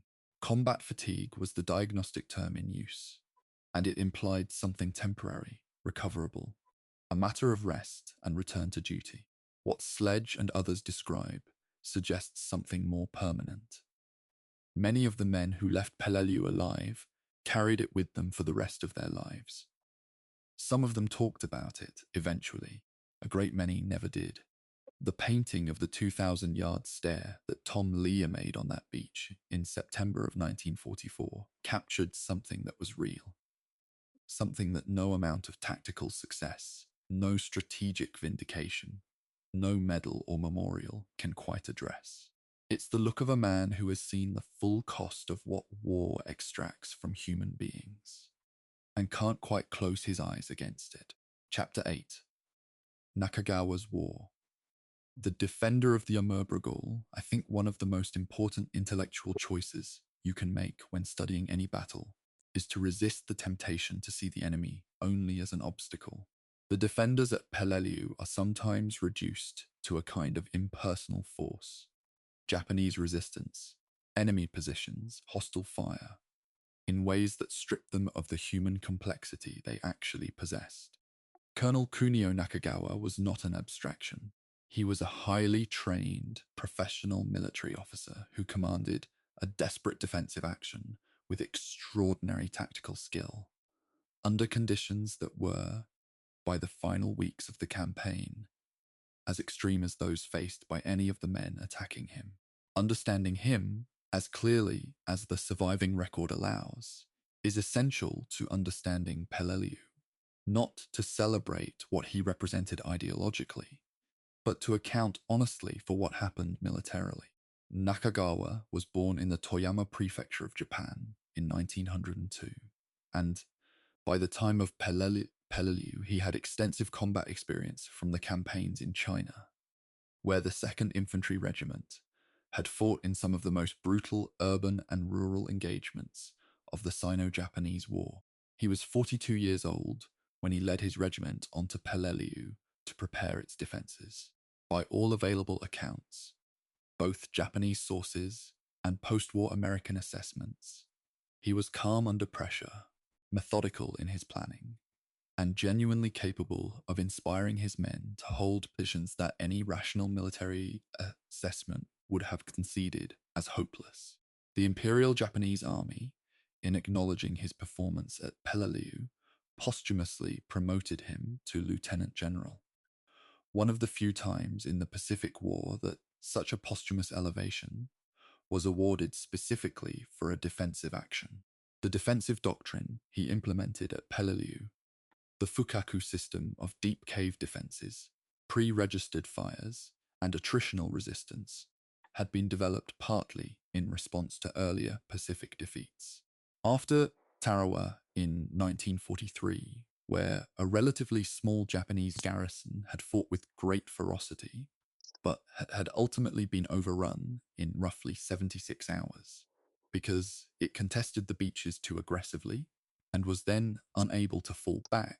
Japanese high command recognized that the Banzai charge and beach defense model was consuming men for minimal tactical return.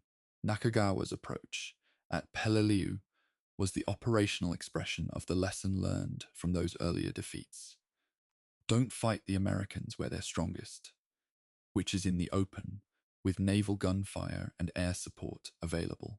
Fight them where those advantages mean the least, in confined, complex terrain, from hardened positions at close range. It worked, in the strictly tactical sense, better than any previous Japanese defensive action in the Pacific.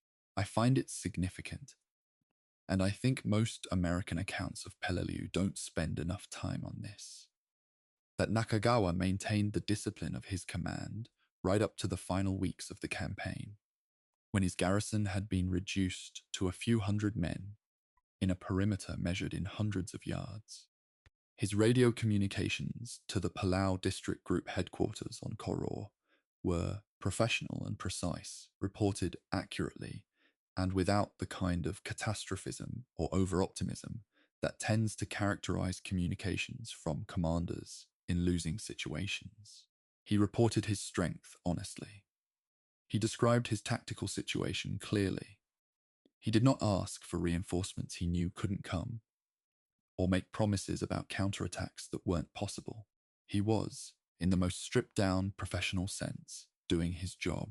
The Japanese soldiers and sailors who held Peleliu's cave positions through those final weeks were doing something that requires a different kind of historical attention than straightforward courage narratives afford. They knew they were going to die. The American encirclement was complete. There was no supply line, no reinforcement, and no prospect of evacuation. Japanese military culture and the specific imperatives of the imperial military's code of conduct left surrender essentially outside the available choices. The options were to continue fighting until killed in action, or to die by one's own hand. This is not the same as courage in the Western military sense, and conflating the two produces a distorted picture. What the Japanese defenders at Peleliu demonstrated was a form of determined adherence to orders and cultural imperatives that goes somewhat beyond the usual frameworks of military analysis, and which produced an outcome: the near total elimination of a garrison that was already tactically defeated. That was devastating for the attacking Americans, but ultimately changed nothing about the strategic situation. The treatment of the small number of Japanese prisoners taken at Peleliu is something the American historical record handles somewhat awkwardly. Fewer than 300 Japanese personnel were captured during the entire campaign, and the majority of those were Korean and Okinawan laborers rather than combat soldiers. The combat troops who were taken prisoner were typically wounded so severely that they couldn't continue fighting or were found unconscious. The near-zero prisoner rate was partly a function of Japanese military culture and doctrine, and partly a function of what the fighting had done to both sides by the time of those captures. By the later weeks of the campaign, both attacking and defending forces had been operating under conditions of such sustained brutality that the normal procedural rhythms of prisoner processing were difficult to maintain. Nakagawa's final radio message on the 24th of November 1944. reporting that he had burned the regimental colours, that all documents had been destroyed, and that he was directing the remaining 56 men of his command to scatter and attack the enemy, is the last documented communication from the Japanese defense of Peleliu.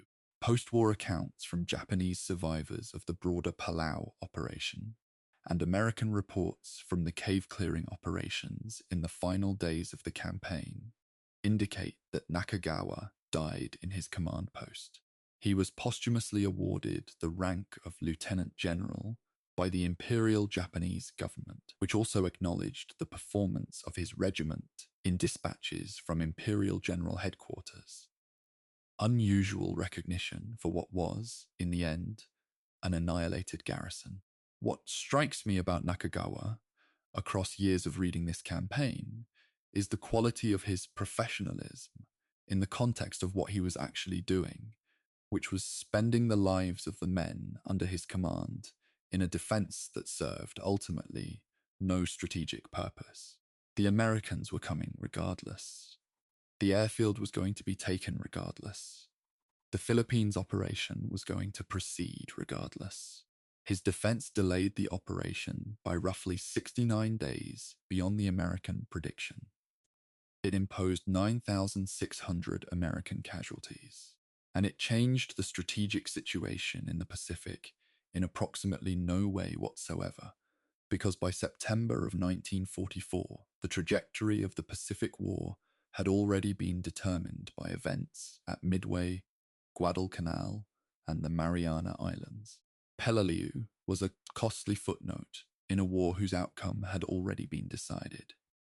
Nakagawa fought it anyway, because he had been ordered to, and he fought it as well as it was possible to be fought. I sometimes think about the specific quality of professional excellence applied to a hopeless task, and what it means morally, not in the sense of ideology. I'm not interested in vindicating the system that put Nakagawa there, but in the purely human sense of a man doing his job with precision and commitment in circumstances that offered him no good options. There's something in that which resists simple categorization as either heroic or tragic, and which sits, instead, in a more complicated space that serious military history needs to be able to occupy. The Battle of Peleliu doesn't work as a simple morality play. Neither side won in any way that the original cost-benefit calculations could have justified. Both sides were devastated, and the most tactically accomplished commander in the entire operation was the man defending a position that shouldn't have been attacked in the first place. His name should be remembered in the history of the battle, alongside Puller and Hunt and Pope and Haldane, not in admiration of what he fought for.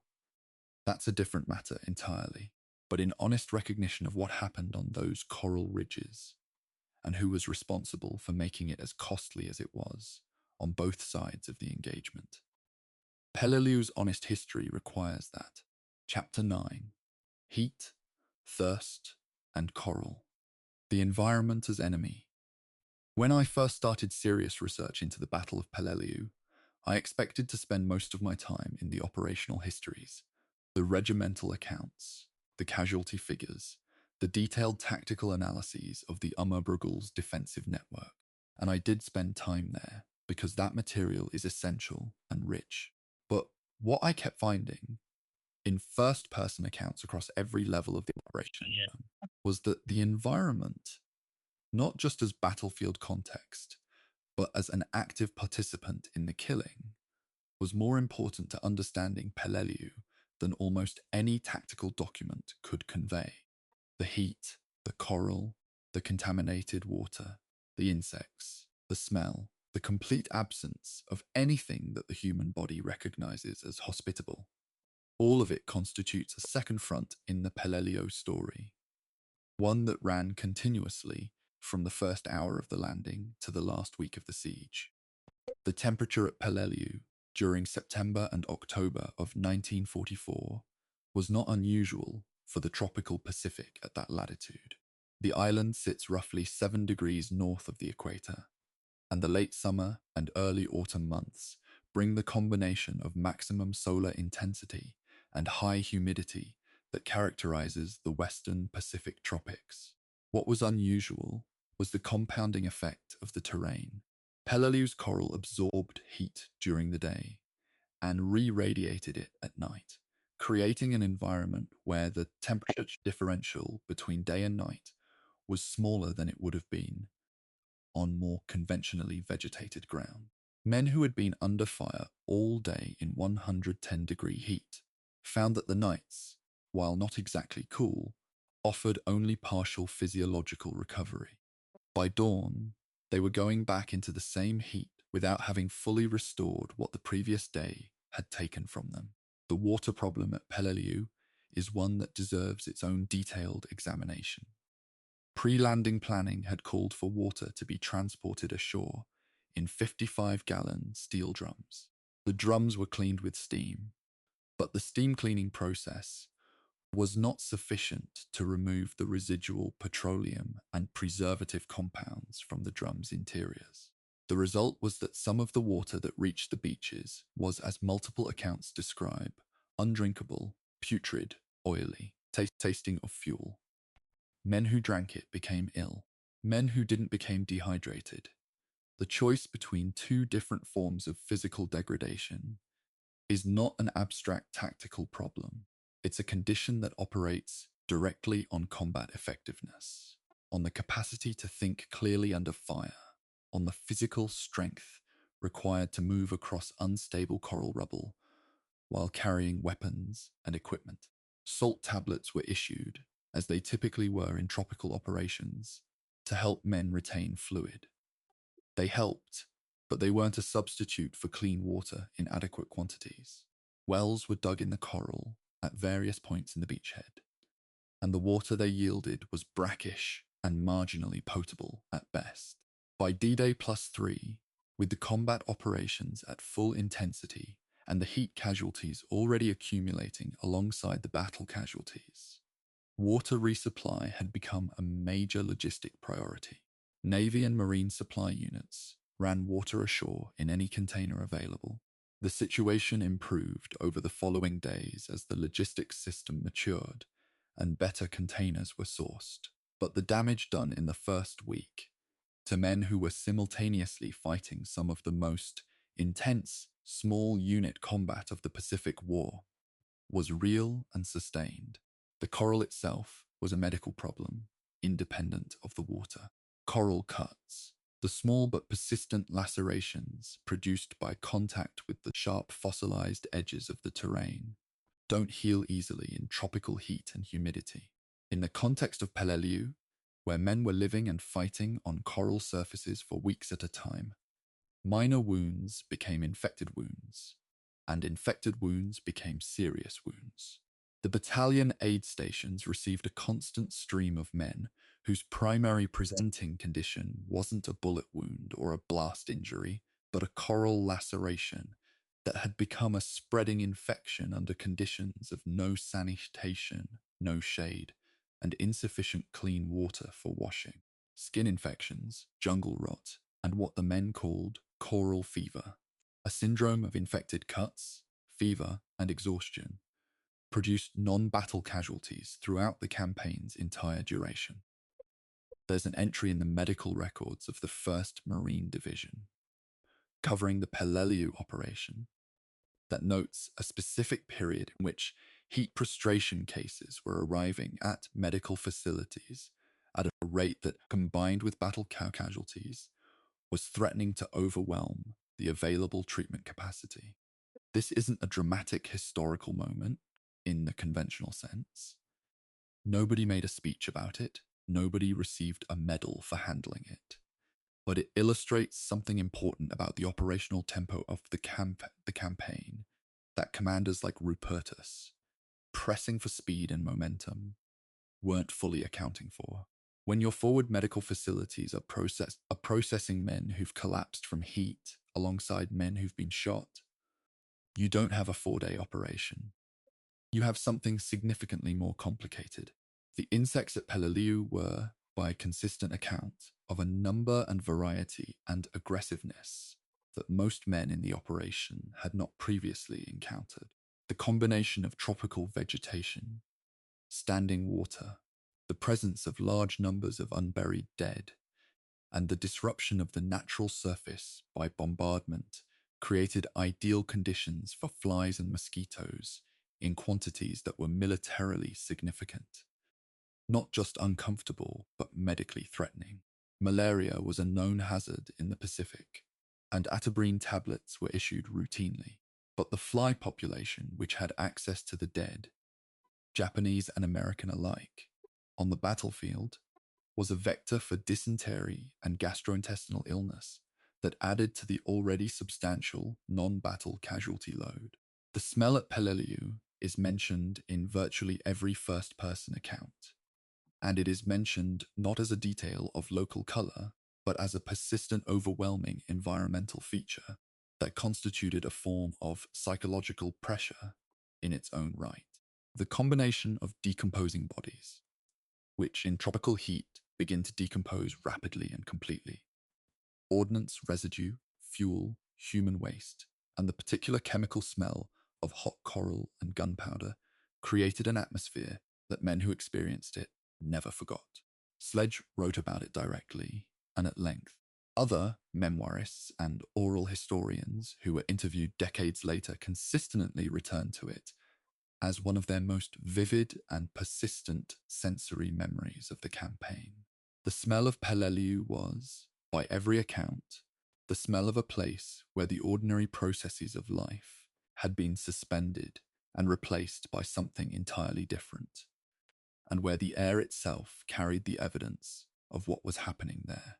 The combined effect of all these environmental factors, the heat, the water shortage, the coral injuries, the insects, the smell, was to create a context in which the human capacity for sustained combat operations was degraded on a daily basis, regardless of what the enemy was doing. A man who'd been fighting in those conditions for 2 weeks was a significantly less effective soldier than the same man on D-Day, not because he'd lost his nerve or his training, but because his body was failing him incrementally.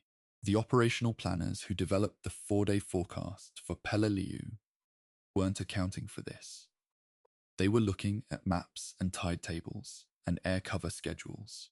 They weren't living in 115-degree heat on ground they couldn't dig into, drinking water that tasted of petroleum with flies on everything. I've spent time in this chapter on the environment, not because it excuses any particular command decision or explains away any particular tactical failure, but because I think it's essential context for understanding what the men at Peleliu were actually doing. When we talk about the courage and determination of the 1st Marine Division and the Army's 81st Infantry Division at Peleliu, we're not just talking about the courage of men facing an enemy. We're talking about the courage of men facing an enemy while simultaneously enduring environmental conditions that would have been medically unacceptable in any peacetime setting. The two things together, the fighting and the environment, constitute the actual experience of Peleliu. The operational histories, with their neat regimental lines and phase lines and objective designations, are accurate but incomplete. The complete picture includes the heat and the thirst and the coral and the smell, because those are the conditions in which every tactical decision, every assault, every night in a foxhole-less position on a coral surface actually occurred. Chapter 10. The Siege Tightens October on the Ridge. By the 1st of October, 1944, the Battle of Peleliu had entered a phase that didn't have a clean tactical vocabulary in the American military doctrine of the time. The beachhead was secure. The airfield was operational. The island's southern and eastern sectors were in American hands. The Japanese garrison had been compressed into a roughly 250-acre pocket in the Amurbrugul's northern reaches. And yet men were still dying there every day, in a fight that was simultaneously essential, pocket had to be cleared because leaving a 1,000-man garrison in a fortified position on a secured island was operationally and politically unacceptable and, in any larger strategic context, irrelevant. The war had moved on. MacArthur had landed at Leyte in the Philippines on the 20th of October. The strategic rationale for Peleliu, such as it had been, was now entirely moot. The 321st Regimental Combat Team of the Army's 81st Infantry Division had been on Peleliu since the 23rd of September and had spent its first weeks learning, at cost, the same lessons the Marines had learned in the first days of the operation. The coral couldn't be dug into. The caves couldn't be neutralized by artillery alone. Each ridge held required suppressive fire on the next ridge before men could move to it. And by the time the fire lifted, the defenders had withdrawn into their caves and needed to be dug out individually. The 321st's regimental commander, Colonel Robert Dark, was a capable and methodical officer who recognized quickly that the premium in the Umurbrogol was on patience and precision rather than speed, and adjusted his regiment's approach accordingly. The contrast with the maintain momentum command philosophy of the first weeks wasn't lost on men who had survived both phases. The cave reduction techniques that had been developed and refined over the first weeks of the campaign reached their most systematic form in October. The basic method involved a team of mutually supporting elements. Infantry to suppress the cave entrance from a position of cover, a flamethrower operator, or a team with a pole charge to deliver fire or explosive into the mouth of the cave, and engineers with demolitions to collapse the entrance once the position had been neutralized. Armored bulldozers, which could be brought up in areas where the terrain was accessible, were used to push coral rubble into cave entrances, physically entombing whatever remained inside. For caves on cliff faces or elevated positions that couldn't be reached directly, naval gunfire and air-delivered napalm were used to collapse or seal the entrances. The Corsairs of Marine Air Group 11, flying from Peleliu's own airfield, continued their remarkably close support operations throughout October, sometimes dropping ordnance within 100 yards of American lines. The Japanese defensive pocket shrank, but it shrank slowly. By mid-October, Nakagawa's force had been reduced to fewer than 800 effectives. His perimeter had been compressed to a roughly oval area measuring perhaps 500 yards across at its widest point. Within this compressed space, Japanese defenders continued to move between positions through the internal tunnel networks, exploit terrain features that hadn't been fully mapped, and mount nighttime infiltration raids into American lines. The infiltration raids were particularly costly and psychologically draining for the American forces conducting the siege. A garrison that is being steadily reduced and is surrounded on all sides is, in conventional military logic, a garrison that should be running out of capability and will. The Japanese defenders at Peleliu didn't behave that way, and the nightly raids were a constant reminder that the tactical situation, however favorable it appeared on a map, remained lethally unpredictable at ground level. The question of what the American command intended to do about the Umurbrogol and how long it was willing to spend doing it was being actively discussed at the corps level throughout October. Geiger's headquarters was receiving daily reports on progress in the pocket, and the rate of reduction, measured in caves neutralized, square yards of terrain secured, enemy casualties inflicted, was consistently slower than anyone had projected. There was discussion of simply isolating the pocket permanently, building a defensive line around it, and leaving the remaining defenders to die of thirst and starvation, rather than continuing to spend American lives on their reduction.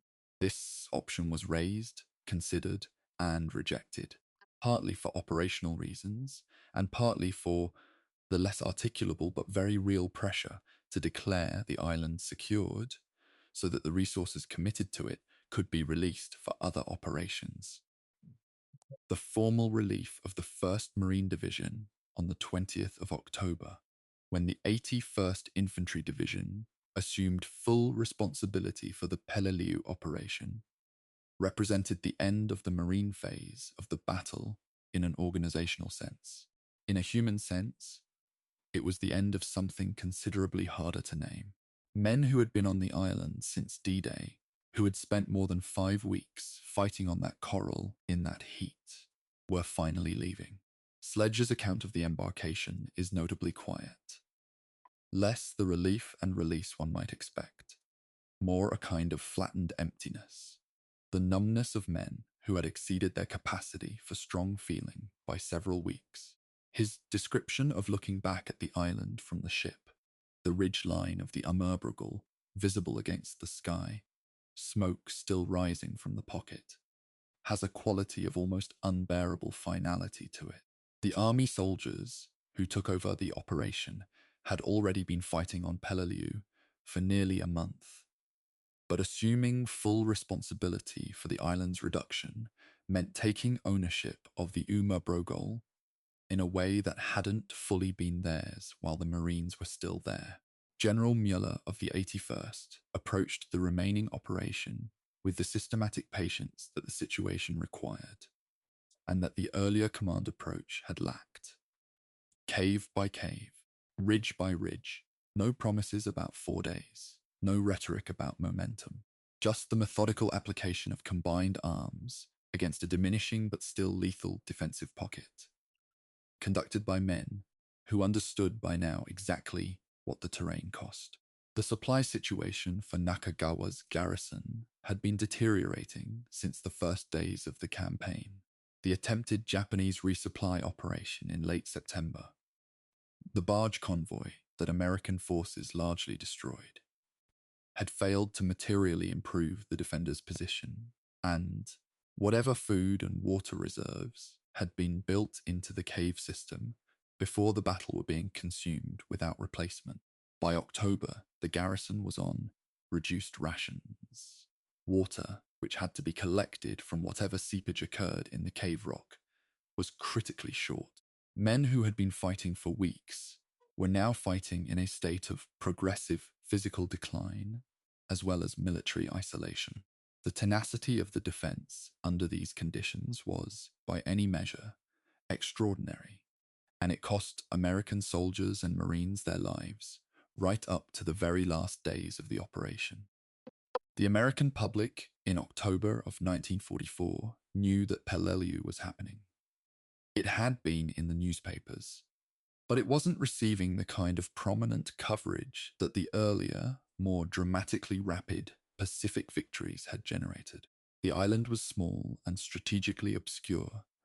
The operation was taking far longer than predicted, and the news from Europe, where the Allied advance through France was the dominant story, was generating more reader interest. The men on the ground at Peleliu were fighting a battle that their country was, in a meaningful sense, barely watching. Some of them knew this. The forgotten battle characterization that Peleliu has carried in American military memory for decades didn't develop only in retrospect. There are documented accounts from men on the island in October of 1944, expressing the sense that what they were enduring wasn't registering with the wider American consciousness in proportion to its actual cost.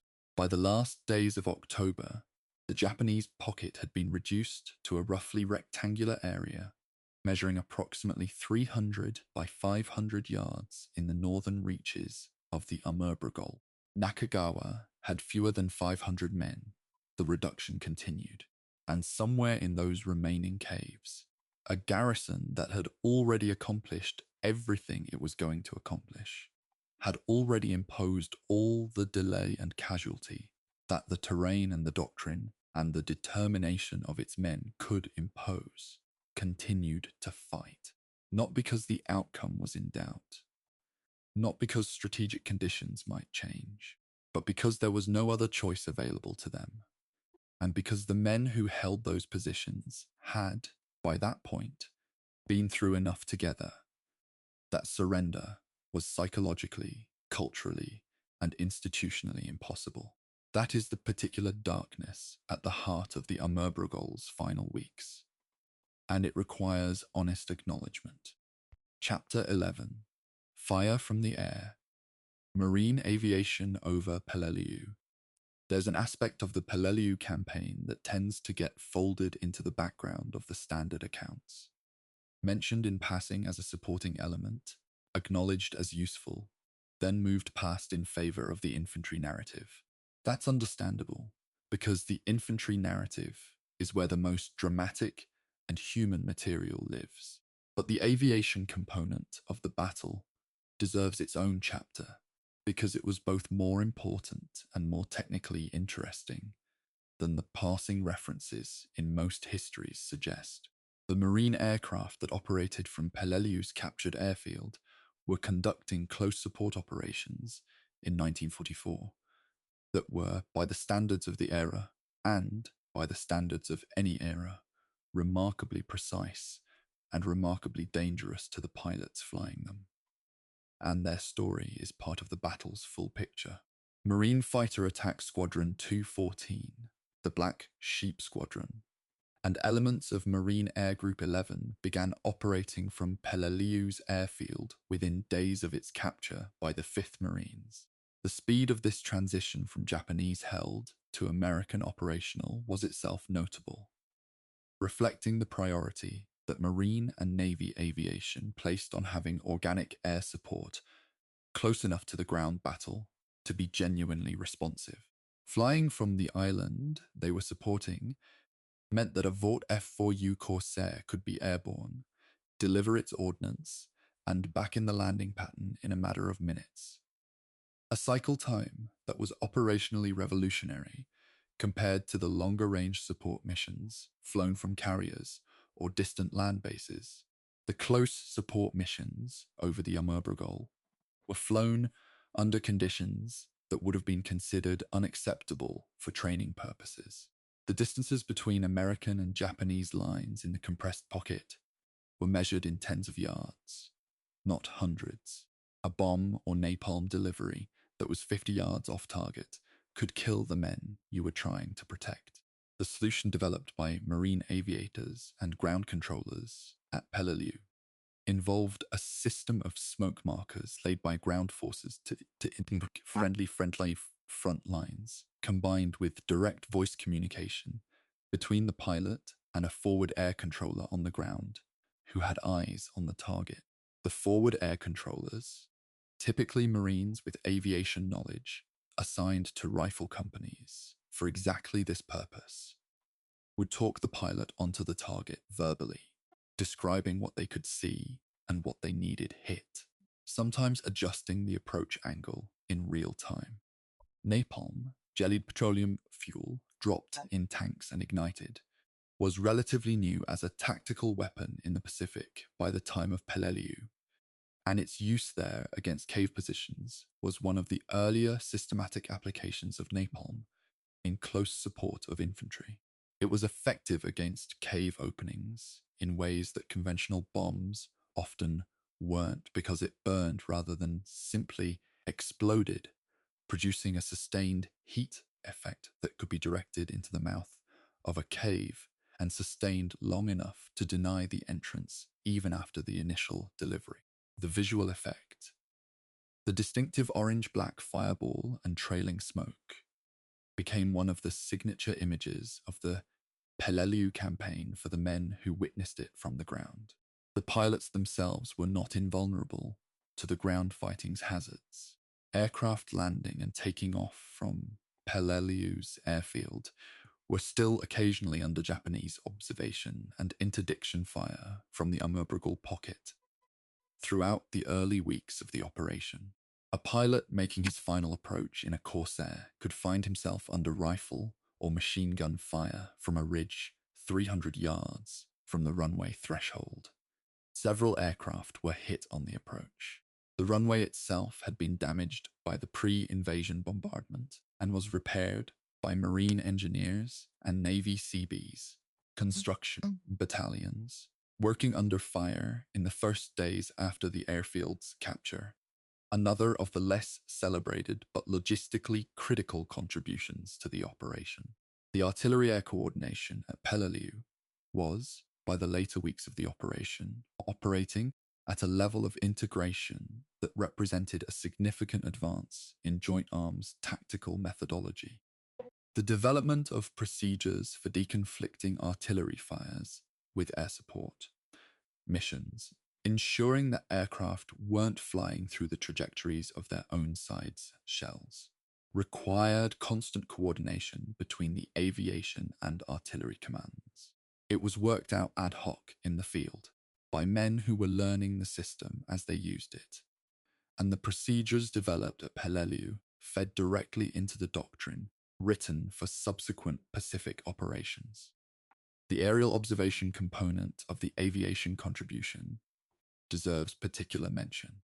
Light observation aircraft, primarily the Piper J-3 Cub variants, designated the OI-1 by the Marines, flew low and slow over the Umurbrogol, mapping cave positions, spotting for artillery, and providing the ground commanders with an overhead picture of the defensive pocket that no amount of ground-level reconnaissance could replicate. Flying these missions was dangerous work. An observation aircraft flying slowly at low altitude over terrain full of Japanese rifles and light anti-aircraft weapons was an obvious and relatively vulnerable target. Several OI pilots were shot down or forced to crash land during the campaign. The information they produced, the gradual mapping of the Umurbrogol's cave positions that gave American commanders their first accurate picture of what they were actually dealing with, was operationally essential and is not adequately recognized in most accounts of the battle. The Seabees, the Navy's construction battalions, arrived at Peleliu within the first days of the landing and began immediately on the expansion and repair of the airfield. These were not combat soldiers, but they were working under combat conditions within range of Japanese fire from the Umurbrogol. Using heavy construction equipment on an active battlefield, they repaired the runway. They built hardstands for aircraft. They constructed fuel and ammunition storage. They built roads, or as close to roads as the coral surface would permit, that allowed wheeled and tracked vehicles to move supplies from the beaches to the forward areas. Their contribution to the operations was enormous and unglamorous, and largely invisible in the historical accounts, which is a pattern of recognition that the Seabees endured throughout the Pacific War and never quite successfully corrected. By the third week of October, with the Umurbrogol pocket compressed to its final area, and the major tactical challenge shifting from assault to systematic reduction, the aviation component of the operation was being scaled back as the targets became less accessible from the air. The final weeks of fighting in the pocket were primarily an infantry and engineer problem, with artillery in support and aviation available but less frequently needed. The pilots and ground crews of Marine Air Group 11 flew their last close support missions over the Umurbrogol in late October, and then resumed other duties in the broader Pacific campaign. They had conducted one of the most precisely integrated close support operations in the history of American military aviation up to that point, largely without anyone outside the Pacific theater paying much attention. The aviation story at Peleliu is, in miniature, the story of the whole battle. Enormous professional competence and genuine bravery, deployed in service of an operation whose strategic rationale was already questionable by the time the first aircraft landed. The pilots who flew those close support missions were doing exactly what they were trained to do, and doing it superbly. The ground troops they were supporting were also doing exactly what they were trained to do. The question of whether any of them needed to be there at all is one that neither the pilots nor the infantry had any standing to raise, and one that their commanders, for reasons that reflect both military culture and the specific institutional pressures of 1944, declined to raise with sufficient force. That question belonged to the planning stage, and at the planning stage, it had been answered incorrectly. Chapter 12. The Long Count. The final days and the cost November of 1944 came to Peleliu quietly, in the sense that the island was no longer a subject of major public attention, and came with continued killing in the sense that the remaining Japanese garrison in the Ummerbrugel pocket was still fighting every day, and American soldiers were still dying to reduce it. The contrasts between the battle's near invisibility in the American consciousnesses by this point and the ongoing human cost on the island is one of the most uncomfortable facts in the campaign's history, and it was felt by the men there. The 81st Infantry Division's soldiers, who had been on the island since mid-September, were now well into their second month of operations in an environment that had been comprehensively measured and found to be among the most hostile in the Pacific theatre. They were tired. The island smelled the way it had always smelled. The coral was still sharp. The heat had barely relented. Nakagawa's pocket was, by the 1st of November, down to approximately 300 to 400 effectives by American estimates, though the precise figure was necessarily uncertain, since the defenders were inside a network of caves that hadn't been fully mapped and couldn't be observed from the outside. What American commanders could measure was the rate at which the pocket was being reduced, the number of cave entrances sealed each day, the number of enemy dead recovered or confirmed, the gradual shrinking of the perimeter as American forces pushed inward from all sides. The rate was slow but consistent, and the mathematical trajectory of the operation, if it continued at the current rate, pointed toward complete reduction sometime in November. That projection proved accurate, but accurately projecting the end of something doesn't eliminate the cost of the days between the projection and the result. The soldiers of the 321st and 323rd Regimental Combat Teams, who were conducting the final reduction of the Ummerbrugel pocket, had developed, by this point, a sophisticated practical expertise in the specific problem of Pacific cave warfare that no training program had prepared them for. They'd learned it on the job, at the cost of their own casualties, over nearly 2 months of operations. The cave reduction teams had established reliable procedures. The flamethrower operators knew the approach angles. The engineers knew where the structural weak points in the coral formations were most likely to allow demolition collapses. The artillery forward observers had registered on every remaining visible Japanese position and could bring fire within seconds of a request. It was an efficient killing machine built from experience and necessity, and it did its work steadily through November. The Japanese defenders who remained in the pocket in November were, by any physiological measure, in severe distress. The garrison had entered the battle with a stockpile of food and water calculated to support extended resistance. But those stockpiles had been consumed over 10 weeks of fighting and were now essentially exhausted. Men in the caves were surviving on minimal food and severely limited water. The tropical environment, which was unrelenting regardless of the military situation, continued to impose its own demands on bodies that had very little left to give, and yet the resistance continued. Japanese soldiers emerging from sealed caves to attempt infiltration of American lines in early November were sometimes found to be so physically debilitated that they could barely walk, and yet they carried their weapons and were willing to use them. Post-war Japanese accounts, collected by military historians in the decades after the war, from the few survivors and from families who had access to letters and diaries, described the conditions in the Umurbrugul caves in November as something close to the limits of human endurance. There were wounded men who couldn't be evacuated, or who wouldn't accept evacuation, even if it had been possible. There were men who had been without adequate water for days. There were men whose wounds had become infected beyond any treatment capability that remained in the caves.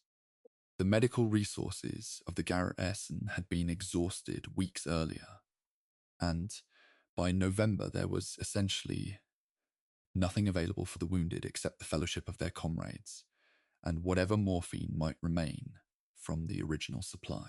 It is worth noting, because it's part of the historical record and because it matters to an honest account, that the American forces conducting the final reduction of the Umurbrugul in November were not themselves in pristine condition. The 81st Division soldiers had been in the field since early September. They were tired in the deep accumulated way of men who have been operating under combat conditions for months. The logistics situation had improved greatly from the horror of D-Day's contaminated water drums, but the environmental degradation, the coral, the heat, the insects, the smell had not changed. Men rotated in from rest areas on adjacent islands, but the rotation cycle was never quite fast enough to fully restore the division's combat effectiveness. The final weeks of the Peleliu operation were conducted by men who were genuinely wearing down, against defenders who were also genuinely wearing down, on a piece of ground that neither side had ever needed to fight over. Nakagawa's final communication was sent on the 24th of November, 1944. He had burned the regimental colors, the formal act in the Imperial Japanese military of preserving the honor of a regiment when its physical destruction was imminent. He had destroyed all classified documents. He directed his remaining 56 men to divide into small groups and attack American positions in a final infiltration operation. The communication was received at the Palau district headquarters on Koror, and the response, acknowledging the regiment's honor and the commander's conduct, was sent back. That exchange was the last documented contact between Nakagawa's garrison and the outside world. The 24th of November is generally treated as the operational end date of organized resistance at Peleliu. American forces continued to encounter individual Japanese soldiers and very small groups in the caves and ravines of the Umurbrugul in the days and weeks following Nakagawa's final message. But there was no longer a coherent command structure directing those encounters. The island was declared secured on the 27th of November, 1944. The formal accounting of what the campaign had cost was conducted in subsequent weeks, as the 81st Division's records were compiled and the casualty lists were reconciled. The final figures tell a particular story. American casualties for the entire Peleliu operation, including both the Marine and Army phases, totaled approximately 9,600, with roughly 1,600 killed in action and the remainder wounded. The Japanese garrison of approximately 10,900 was reduced to fewer than 300 prisoners, almost all of whom were non-combat personnel. The casualty rate for the American assault force, roughly 40%, was the highest of any amphibious assault in United States military history. The Umurbrugul had consumed the most experienced regiment in the Marine Corps and cost the 81st Infantry Division casualties it had not anticipated, and for which its training had not fully prepared it. What the operation produced in strategic terms was an operational airfield that saw limited use in subsequent Pacific operations, and the removal of a Japanese garrison that posed no meaningful offensive threat to American operations. Halsey's assessment that Peleliu wasn't worth taking was vindicated by the subsequent strategic history. MacArthur's Philippines operation at Leyte proceeded on schedule and without the support of Peleliu-based air operations. which weren't needed because Japanese air strength in the region was significantly weaker than pre-operation planning had assumed. I find myself, every time I reach this point in the Peleliu story, confronting the same uncomfortable question. What does it mean to honor the men who fought this battle honestly? It would be easier, and in some ways kinder, to frame their sacrifice as the price of a necessary victory, to fit Peleliu into the larger narrative of Pacific triumph in the way that Iwo Jima and Okinawa are usually framed. But the historical record doesn't support that framing. The battle wasn't strategically necessary. The intelligence was wrong. The command approach was inflexible. The 4-day prediction was an embarrassment from day one. And 9,600 men became casualties in the service of those failures. The honest way to honor them is not to retroactively justify what they went through, but to understand it as precisely and completely as possible, to refuse the comfortable myth and stay with the difficult reality. That's what we've been doing in this documentary series. And it's what we'll continue to do in the 3 remaining chapters. Chapter 13, The Reckoning. Was Peleliu worth it? There is a question that sits at the center of the Peleliu story, like a stone in still water, and every account of the battle eventually has to reach it. Not every account answers it honestly, which is part of why the battle has carried a strange, unresolved quality in American military memory for more than 80 years. The question is simple enough to state and genuinely difficult to answer without letting either sentiment or hindsight do the work that honest analysis should do. Was the Battle of Peleliu, as executed in September through November of 1944, worth the cost it imposed? Not in the abstract patriotic sense that all sacrifice is worth something. That's a moral position, not a historical argument, but in the specific operational and strategic sense. Did the taking of Peleliu produce outcomes that justified 9,600 American casualties and the near-total annihilation of a Japanese garrison? The case for Peleliu's strategic necessity, as it was understood in the summer of 1944, rested on a specific set of assumptions. First, that the Japanese airfield on the island represented a meaningful offensive threat to MacArthur's planned landings at Leyte in the Philippines, scheduled for late October. Second, that the Japanese garrison on Peleliu was strong enough and well enough supplied to use that airfield aggressively against American shipping and troop convoys. Third, that the capture of Peleliu would provide the American advance in the Western Pacific with a forward air base of genuine operational value. Each of these assumptions was debatable at the time, and each was effectively disproved by subsequent events. The Japanese air strength in the region was far below what pre-operation planning had estimated, as Halsey's reconnaissance had shown. MacArthur's Leyte operation proceeded exactly on schedule and encountered no meaningful air interdiction from Peleliu, and the Peleliu airfield, once captured, was used for relatively limited subsequent operations, far less than the pre-invasion planning had projected. Admiral Halsey submitted his formal recommendation against the Peleliu operation on the 12th of September 1944, just 3 days before D-Day. He wrote that, based on his aerial reconnaissance of the region, Japanese air and naval strength between his task force and the Philippines was negligible, and he recommended that the Peleliu and Angkor operations be cancelled and that the resources be redirected toward MacArthur's Philippines landings. Admiral Nimitz agreed with Halsey's assessment of the reduced Japanese threat, but felt that the Peleliu operation was too far advanced to cancel. The ships were loaded, the troops were briefed.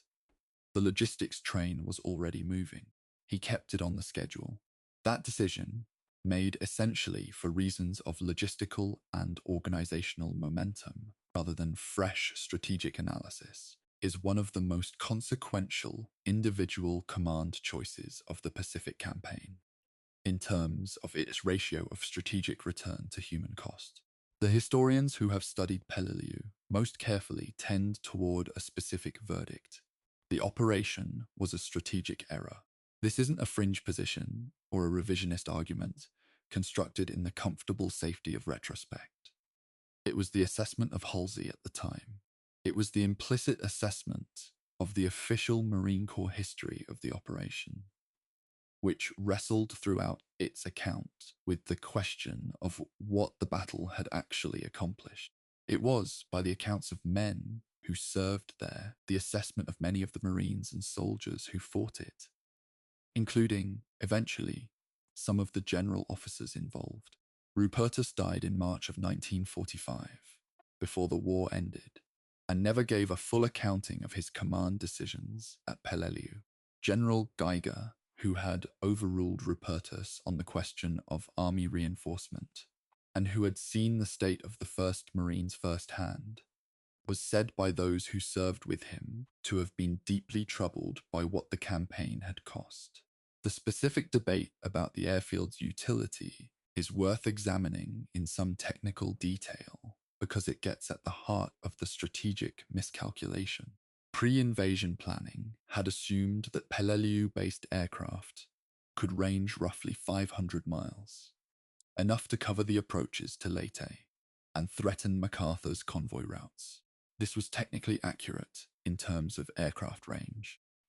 What the planning didn't fully account for was that Japanese air strength in the Western Pacific had been dramatically reduced by the time of the Peleliu operation, reduced by the Great Marianas Turkey Shoot in June of 1944, by the loss of experienced aviators throughout the previous 2 years of attritional fighting, and by the increasing material pressure on Japanese aircraft production.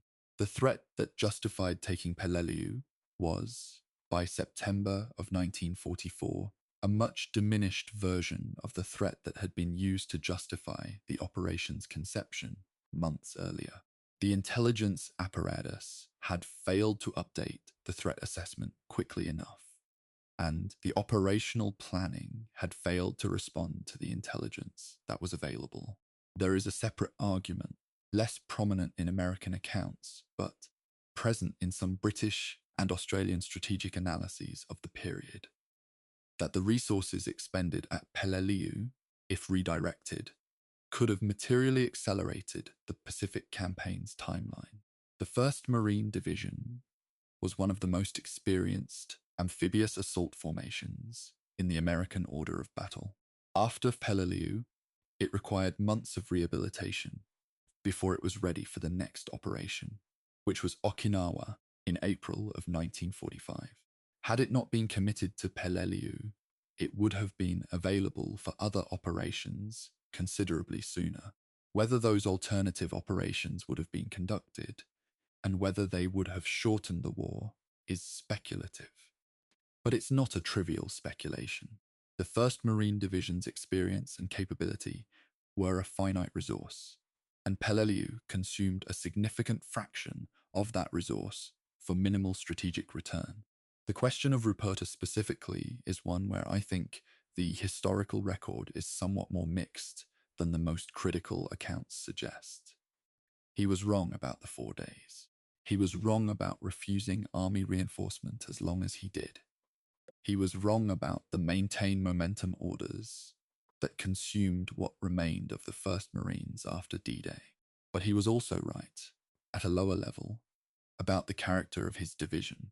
The 1st Marine Division at Peleliu demonstrated a level of sustained combat effectiveness under catastrophic conditions that was extraordinary by any historical comparison. The men of that division accomplished tactically nearly everything that was asked of them. The problem wasn't that they failed. The problem was that what they were asked to accomplish didn't need to be accomplished in the first place.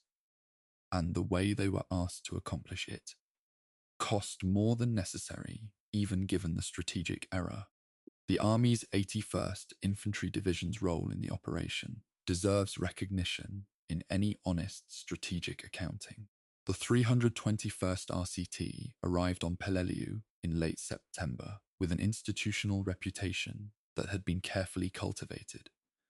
The Wildcat Division, fresh from a faster-than-expected victory at Angkor, was a competent and well-led formation. The subsequent conduct of the division in the Umurbrugul siege phase of the operation, methodical, patient, technically proficient, appropriately accepting of the time the operation required, stands in direct contrast to the momentum approach that had characterized the earlier Marine phase, and represents, implicitly, the command critique of that approach. Mueller's patient siege did what Rupertus's aggressive assault had not. It reduced the Umurbrugul at a lower rate of American casualties per unit of Japanese ground secured. Post-war strategic analysis, including the official US Army History of the Pacific War, Samuel Eliot Morrison's Naval History, and a range of later academic studies, has consistently treated Peleliu as a case study in the problem of operational inertia. The tendency of large military operations, once set in motion, to continue even when the original strategic justification has been undermined by changed circumstances. The phenomenon isn't unique to Peleliu.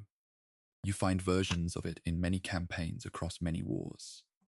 But Peleliu is one of the cleaner examples because the undermining of the strategic justification was so well documented, so clearly visible to a senior commander, so explicitly reported upward through proper channels, and so completely ignored.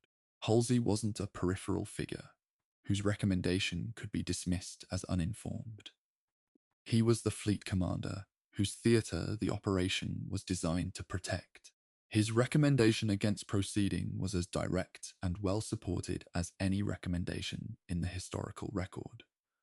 And it was set aside because the ships were already loaded.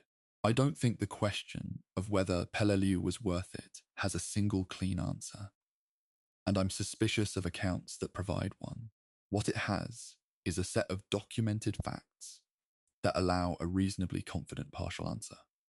It was not necessary in the sense its planners argued it was necessary, because the strategic threat it was designed to eliminate was already largely eliminated by the time of the landing. Whether it produced incidental value as operational experience, as a test of the new Japanese defensive doctrine, as a demonstration of American combined arms capability, is a different and more genuinely debatable question. But incidental value, however real, doesn't retroactively justify 9,600 casualties. It can be acknowledged honestly, alongside the admission that the primary justification for the operation had already failed by the time the first LVT hit the beach. That's the honest reckoning.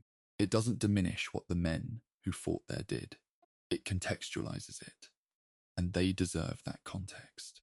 Chapter 14, Survivors. Lives after Peleliu. When the last ships left Peleliu in the autumn of 1944, they carried men who were, in every observable respect, different from the men who had arrived. The physical transformation was visible to anyone who saw them. The weight loss, the skin lesions, the hollowed-out quality that photographs from the period capture with uncomfortable fidelity. But the deeper transformation, the one that would play out over the following decades in small towns and cities across America, was less immediately visible and considerably harder to measure. The men who survived Peleliu went home, eventually, most of them, and they tried to fit back into the lives they'd left. And what they'd seen and done and endured on that coral island went with them in ways that the American society of the 1940s and 1950s was largely unprepared to recognize or address. Eugene Sledge is, again, the most important single source for the long aftermath of Peleliu, because he was both a participant and a man who, in the decades after the war, committed himself to articulating the experience as honestly as he could. He returned to Mobile, Alabama, after his discharge, completed his education, became a professor of biology at the University of Montevallo, in Alabama, married, raised a family, and for decades taught undergraduate students about natural history while carrying Peleliu inside him. The memoir he eventually published, With the Old Breed, was based on notes he'd kept during the battles and was written and revised over many years. He described the process of writing it as both necessary and painful, a working through of material that hadn't allowed him to put it down simply by surviving the events. The book didn't receive enormous immediate attention when it was published in 1981, but it found its readership over time, and by the time HBO adapted it as part of the Pacific miniseries in 2010, it had become one of the canonical texts of the Second World War in the Pacific. Sledge died in 2001 at the age of 77 in Montevallo, Alabama. His obituaries noted his academic career, his interest in natural history, and his memoir. He spent the last years of his life giving talks about his wartime experience to audiences who found it difficult to reconcile the mild-mannered biology professor with the man who had done what the book described. The reconciliation, he suggested in various interviews, was the wrong project. The man at Peleliu and the man teaching biology were the same person. That's what war does. And that's why he'd written the book. Not to separate the two selves, but to show that one person can contain both, and that containing both is not necessarily a pathology, but a form of surviving the truth. Chesty Puller, Colonel Lewis Puller of the 1st Marines, the man who had raised the first objections to the operational planning and had then led his regiment into the Umurbrugol under orders that progressively destroyed it, went on to a distinguished subsequent career and rose to the rank of Lieutenant General, becoming the most decorated Marine in Corps history. He received a 5th Navy Cross at the Battle of Incheon in Korea in 1950. He retired in 1955. In later life, he spoke rarely about Peleliu in direct terms, but the accounts of those who knew him well suggest that the memory of what the 1st Marines had been asked to do there stayed with him. His son, Lewis Puller Jr., served in Vietnam and was severely wounded, losing both legs and portions of both hands. The younger Puller later wrote a Pulitzer Prize-winning memoir of his own experience and his father's difficult legacy. The Puller family's engagement with American military service across 2 generations carries, if you read carefully, the full weight of what war costs, not just in battle, but in the decades afterward. The veterans of the 81st Infantry Division returned to a post-war landscape that was, in many ways, less prepared to acknowledge Army service in the Pacific than the more prominent Marine campaigns. The 81st's work at Peleliu, which was tactically more successful in its phase of the operation than the preceding Marine assault, conducted with greater patience and at lower casualty rates, was almost entirely invisible in the popular accounts of the battle that developed in the post-war years. The division's soldiers had fought for weeks on a terrible island under terrible conditions, had conducted a methodical and professional reduction of a formidable defensive position, and then had been largely written out of the battle's popular narrative. Veterans from the 81st, who told people they'd been at Peleliu, often received blank looks, because the public memory of the battle, such as it was, focused on the Marines and the early dramatic phase of the operation. The question of what we now call post-traumatic stress was handled in the immediate post-war period primarily by being not handled.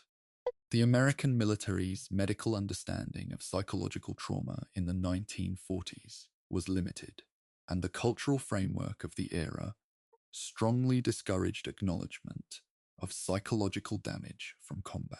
Men who were profoundly affected by what they'd experienced at Peleliu, or at Guadalcanal, or Iwo Jima, or any of the Pacific Campaign's major engagements, were expected to resume civilian life without significant psychological support. Many of them did so, or appeared to do so. Others didn't, and their families lived with the consequences. The divorce rates, alcohol use patterns, and occupational difficulties documented in the veteran populations of the late 1940s and 1950s are the statistical residue of that unaddressed damage, and they include Peleliu veterans alongside veterans of every other major theatre. There's a specific phenomenon that comes up in oral histories of Peleliu veterans, those collected by institutions like the National World War II Museum and the Library of Congress Veterans History Project, which I find consistently striking. Many of the men who fought at Peleliu describe a particular kind of difficulty in explaining the battle to people who hadn't been there. Not just the fighting, but the terrain, the smell, the heat, the coral, the specific character of an environment that doesn't have an obvious civilian equivalent. Iwo Jima or Normandy produced veterans who could point to landmarks, photographs, films, iconic images that served as shared reference points. Peleliu's veterans found that most people they tried to tell about the battle had no frame of reference for it at all. The battle was obscure in popular memory. The island was small and geographically remote, and the combination produced a form of isolation in their experience that compounded the usual difficulties of communicating about combat. The families of men who didn't come back from Peleliu received the standard telegrams and the standard letters, and then lived with the standard long silence that followed. Some of those families are still out there, grandchildren and great-grandchildren of men killed on White Beach 1 or Hill 100, or in the caves of the Umurbrugol. And they carry a piece of this history that is private and familial in ways that no documentary, however detailed, can fully reach. I think about them when I'm deep in the operational data, the casualty figures, the regimental strength returns. The numbers represent people who had parents and siblings, and in some cases, children who grew up without them. The names on the memorial at Peleliu represent the same. That sounds obvious, and it is obvious, but keeping it obvious, refusing to let the operational data fully absorb the human reality, is a discipline that responsible historical storytelling requires. The Japanese survivors of the broader Palau operation, those who had been on Koror or Bab el Daoub and survived the war's end, were repatriated to Japan in the years due following the Japanese surrender in August of 1945. A very small number of Peleliu's defenders also survived, either having been captured in the final days of the operation or having concealed themselves in the island's cave system for months or years after the battle's nominal end. The most extraordinary case, the one that Peleliu's post-war history is most commonly cited for, involves a small group of Japanese soldiers who continued to hold out in the Umurbrugol's caves long after the island was declared secured. The story of that holdout and the extraordinary circumstances of its resolution belongs in the next chapter, where we'll give it the full attention it deserves. Peleliu today is a quiet place. The island's population numbers in the hundreds. The caves of the Umurbrugol are still there, many of them still containing the remnants of the defensive installations Nakagawa's engineers built. Rusted steel door frames, ammunition crates, personal effects of the dead, American and Japanese ordnance that was not cleared after the battle periodically surfaces as the shallow soils shift. The memorial sites maintained by both American and Japanese governments sit in proximity to each other on the same island. The same coral, the same heat, the same unforgiving terrain. And in the photographs of those memorials, I always find something that resists simple sentiment. Two sets of stones marking two sets of dead on a piece of ground that neither side needed to have died for, in a campaign that a senior American commander had correctly identified as unnecessary before it began. The stones are honest, at least. They don't explain, they just mark. Chapter 15. The Holdouts. The last soldiers of Peleliu. Of all the stories that emerge from the Battle of Peleliu, the one that most resists easy categorization, the one that exists in that uncomfortable space between the military history and the human story, between tactical analysis and something closer to tragedy, is the story of the Japanese soldiers who remained on the island long after its capture was declared. This isn't a dramatic escape narrative, and it isn't a simple tale of fanaticism. It's something more difficult and more human than either of those frames suggests, and it requires careful telling. The island was declared secured on the 27th of November, 1944. That declaration was operationally accurate, in the sense that organized Japanese resistance under Central Command had ended. It was not accurate in the sense that all Japanese military personnel on the island had been accounted for. A number of soldiers, the precise count was never established definitively, but American estimates ranged from several dozen to 100 or more, in the immediate post-battle period, were still alive in the caves of the Umurbrogol and in other concealed positions around the island. Some were wounded, some were hiding, waiting for circumstances that would never arrive. Some were in a psychological state that was, by any reasonable assessment, not one in which rational calculation about survival was possible. They had been fighting since September. They had watched the vast majority of their comrades die. They had been told and had believed that death in place was both militarily correct and personally honorable. And now the guns had stopped, and the island was American, and they were still alive, in caves, with whatever remained of their rations and their will. American forces on the island conducted systematic cave-clearing operations in the weeks following the battle's formal end, and a small number of additional Japanese soldiers were killed or captured during these operations. The process was neither clean nor simple, because distinguishing between a cave that had been fully cleared and a cave that still contained living defenders was not always possible without close-range investigation, which carried its own obvious risks. Several American soldiers were killed during post-battle clearing operations by defenders who had survived the siege. The operational status of the island as secured coexisted uneasily with the practical reality of an ongoing, low-intensity armed engagement in its interior. The most documented case of extended Japanese survival on Peleliu involves a group of holdouts who maintained a concealed existence on the island for a period that extended well beyond the battle's end and into the post-war years. The group, which at various times included former garrison soldiers, and was led at certain points by a non-commissioned officer named Corporal Shoichi Shimizu, was contacted through a series of intermediaries in 1947, nearly 3 years after the battle, by a former Japanese naval officer who had been brought to the island specifically to encourage surrender.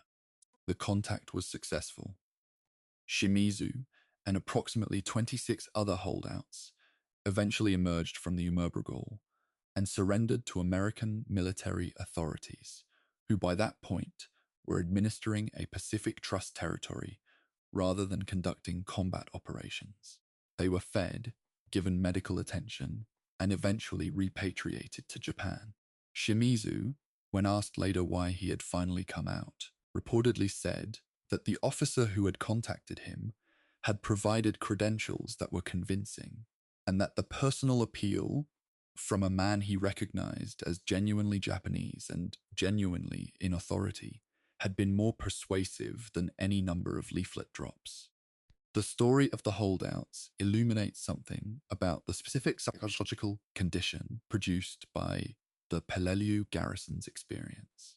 These were men who had been told and had deeply internalized that the correct response to their tactical situation was continued resistance regardless of the wider military context. Their entire social and cultural framework for understanding military service had been constructed around the idea that surrender was not an honorable option. When the formal battle ended and the island became American administered, they didn't simply reframe their situation and make a pragmatic calculation about survival. They continued in the mode of existence the battle had imposed on them, hiding, evading, subsisting on whatever the island offered, because no alternative had been presented to them in terms they could accept.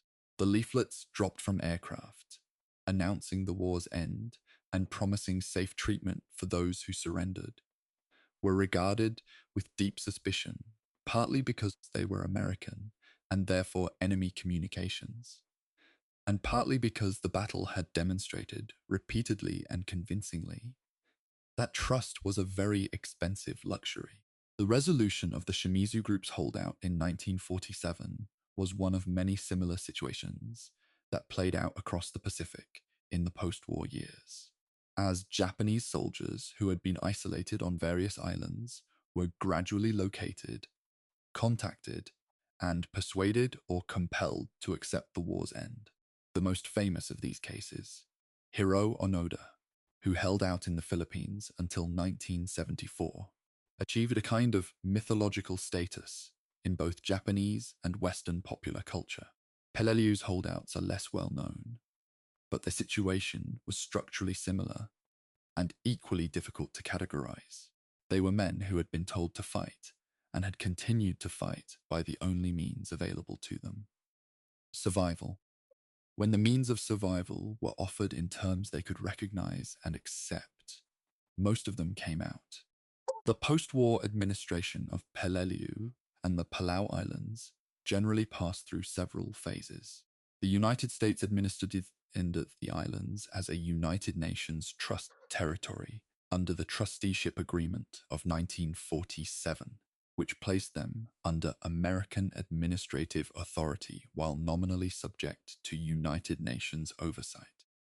For the Palauan population, many of whom had been displaced by the battle and the Japanese military occupation that preceded it, the transition from Japanese administration to American administration was a significant change in their daily lives, though the fundamental condition of external administration remained.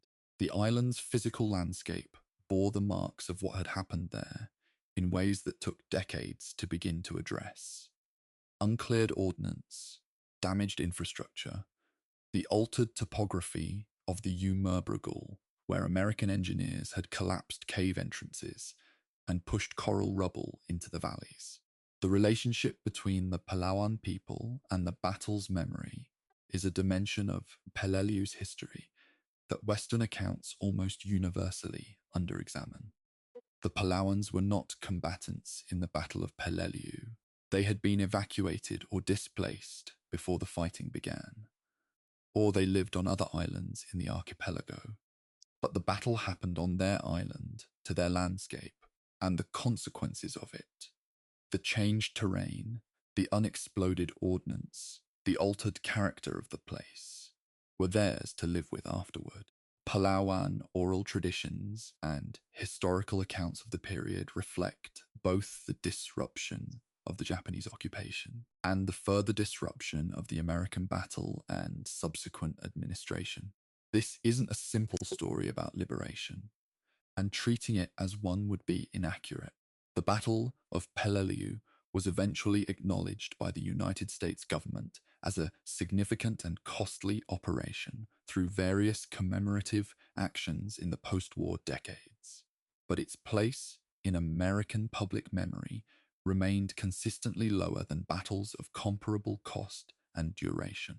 The reasons for this are several and somewhat interrelated. The battle occurred between two more cinematically dramatic Pacific operations: the Marianas Campaign in the summer of 1944 and the Iwo Jima operation in February of 1945. And its strategic ambiguity made it a less comfortable fit for the triumphalist narratives that popular history tends to prefer.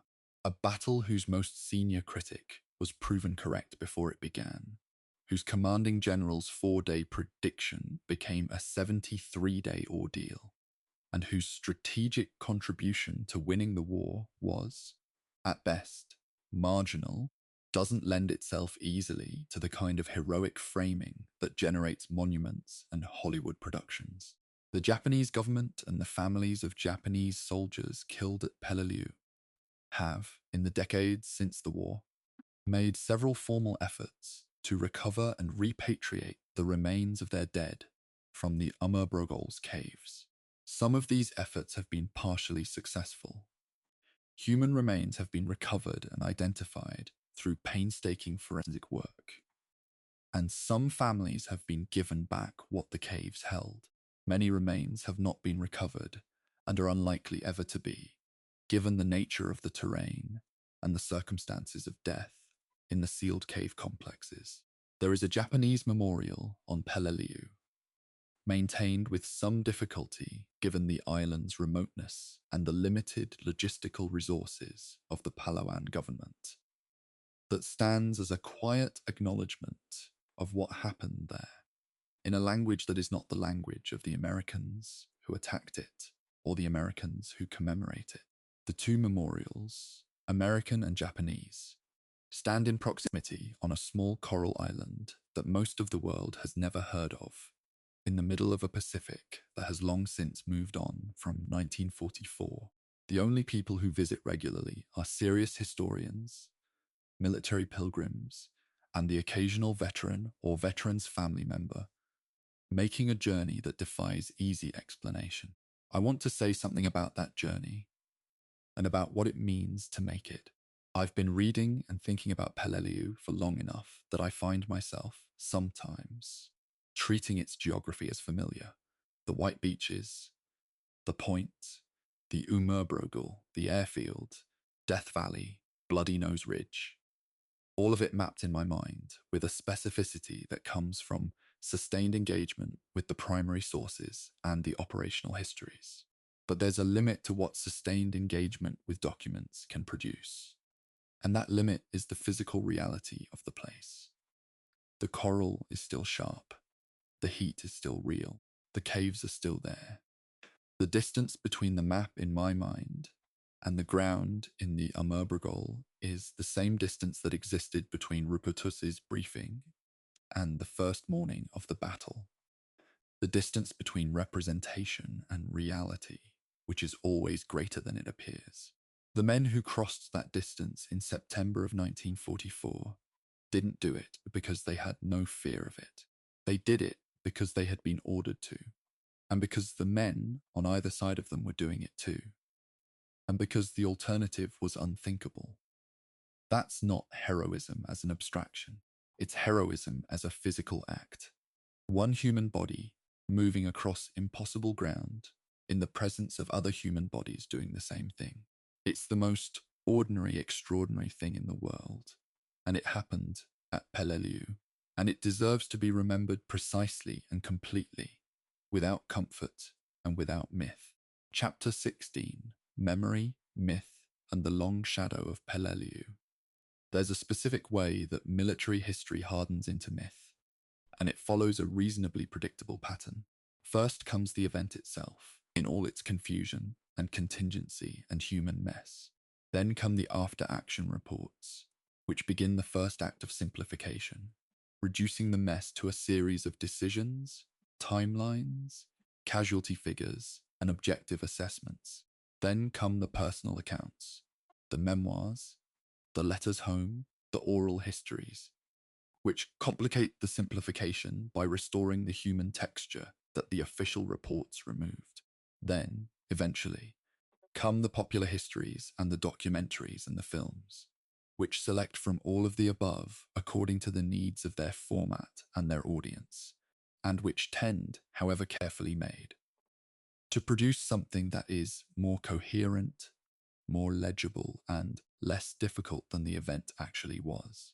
By the time a battle has a canonical narrative, it is usually some distance from the truth of it, and the distance is proportional to how long the process has run and how much cultural work the canonical narrative has been asked to do. Peleliu's process has run differently from most. The battle's strategic ambiguity, The fact that its most articulate pre-operation critic was demonstrably right, that its commanding general's predictions were comprehensively wrong, that its strategic contribution to the Pacific War was marginal at best, has made it resistant to the heroic simplifications that most Pacific battles have accumulated. You can't tell the Peleliu story as a straightforward triumph, because it wasn't.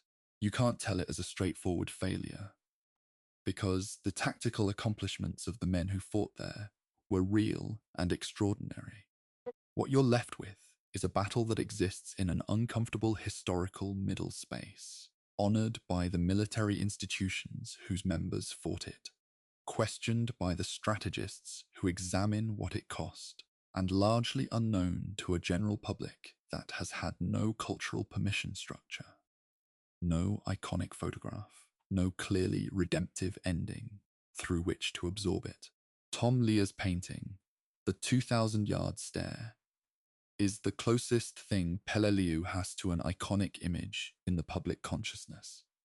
And it's worth thinking about why that image has lasted, when so much else about the battle has faded. It's not a triumphant image. It doesn't show a flag being raised, or an objective being secured, or a general accepting a surrender. It shows a Marine who has been through something that his face cannot quite contain, walking away from it in a direction that doesn't particularly matter. Because anywhere he walks, he'll still be carrying what he's carrying. It's a portrait of a condition rather than an event. And the condition it portrays is not one that has a reassuring caption or a flag attached to it. The painting has lasted because it's honest, and because the honesty it captures is about something universal, about what certain kinds of human experience do to the people who go through them, that transcends the specific battle from which it emerged. The HBO miniseries The Pacific, which aired in 2010, introduced the Battle of Peleliu to a new generation through the frame of Eugene Sledge's memoir and the parallel accounts of other 1st Marine Division veterans. The production was ambitious and expensive, and generally well regarded, and it brought a level of public attention to the Pacific campaign that it had arguably been denied in comparison to the Atlantic theatre. The Peleliu sequences were among the most technically accomplished in the series, and Sledge's character, played by Joseph Mazzello, was the emotional centre of the whole production. The series reached an audience that Sledge's memoir alone never had. Whether it simplified its material in ways that the memoir itself avoided is a reasonable question, and the answer is probably yes. Inevitably, because the demands of dramatic television and the demands of honest historical memoir are genuinely different. But it sent viewers to the book, and the book is still the thing. The question of what Peleliu means to the Marine Corps as an institution is one that the Corps has handled with characteristic complexity. The battle is remembered and commemorated within Marine culture as an example of the kind of sustained, punishing combat that Marines are trained to conduct. An example of the 1st Marine Division's toughness and determination under conditions that would have broken a less prepared force. This isn't an inaccurate frame, it's just an incomplete one, because it emphasizes the Corps' response to the operational situation, without equally emphasizing the failures of planning and command that created that situation. Military institutions have a structural difficulty with self-criticism that extends to their commemorative practices, and the Marine Corps' treatment of Peleliu reflects that difficulty in ways that are understandable, but historically incomplete. The 81st Infantry Division's role in the battle continues to receive less recognition than it deserves, and this disparity has been noted by military historians and by the veterans of the division themselves. The Wildcat Division fought at Peleliu for longer, in calendar terms, than the Marine regiments who fought there, and its methodical siege approach to the Umurbrogol's reduction was more operationally effective per unit of American casualties than the assault approach that preceded it. The reasons for the disparity in recognition are partly institutional. The Marine Corps has a more developed commemorative culture than most army divisions, and partly narrative, in the sense that sieges are less cinematically compelling than beach assaults and last stands. The 321st and 323rd RCTs did the necessary, unglamorous West work of finishing a job that had been started under the wrong approach. And they did it well, and they've been largely written out of the battle's popular narrative as a result. The island of Peleliu today exists within the Republic of Palau, which became a sovereign state through a compact of free association with the United States in 1994. The island's population is small, well under 1,000 permanent residents, and its economy is modest, sustained partly by limited tourism, mostly dive tourism, attracted by the extraordinary marine life in the waters around the island. The waters of the Omerbrugel Sound, where the LVTs were torn apart on D-Day morning, are now among the most biologically rich in the Pacific. The reef systems that were damaged by the battle's bombardment have, over 80 years, recovered to the point of being internationally recognized dive sites. There's something in that fact that resists easy metaphor but invites quiet contemplation. The ocean healing itself above the wrecks, the reef regrowing over the steel of destroyed amphibious tractors, life reasserting itself if in the place where life was so specifically and deliberately removed. The Peleliu battlefield itself has been the subject of ongoing preservation discussions between the Palauan government, Japanese veterans organizations, and American military historical bodies. The caves of the Amerbrugol still contain human remains, equipment, and the physical artifacts of the battle's Japanese defensive installations. The coral surface of the ridges still shows the physical marks of the fight, the collapsed cave entrances, the blast craters, the deformed and eroded coral formations that resulted from the combined effects of naval bombardment and subsequent engineering work. Preserving this landscape while also managing it safely, given the continued presence of unexploded ordnance, requires resources that the small Palauan government doesn't always have, and the international bodies that might help have other priorities. The battlefield is gradually being reclaimed by the tropical vegetation that was stripped from it in 1944. And within another generation or two, most of the physical evidence of what happened there may be hidden or lost entirely. I find myself, after all the reading and all the writing about this battle, returning to a specific image that isn't from a photograph or a painting. It's from a passage in Sledge's memoir near the end of his account of Peleliu, where he describes looking at an area of the Umerbrugol where he and the men of K Company had fought, and noticing a tiny lizard, bright green, moving across the grey coral with perfect confidence, going about its ordinary business in a place where nothing ordinary had occurred for weeks. He watched it for a while. He wrote about it with something close to relief.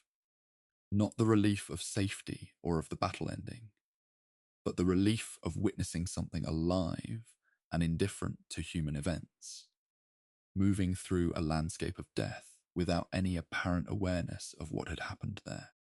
I think that image has stayed with me because it captures something that the operational histories, the casualty figures, and the strategic analyses, however necessary they are, can't quite reach.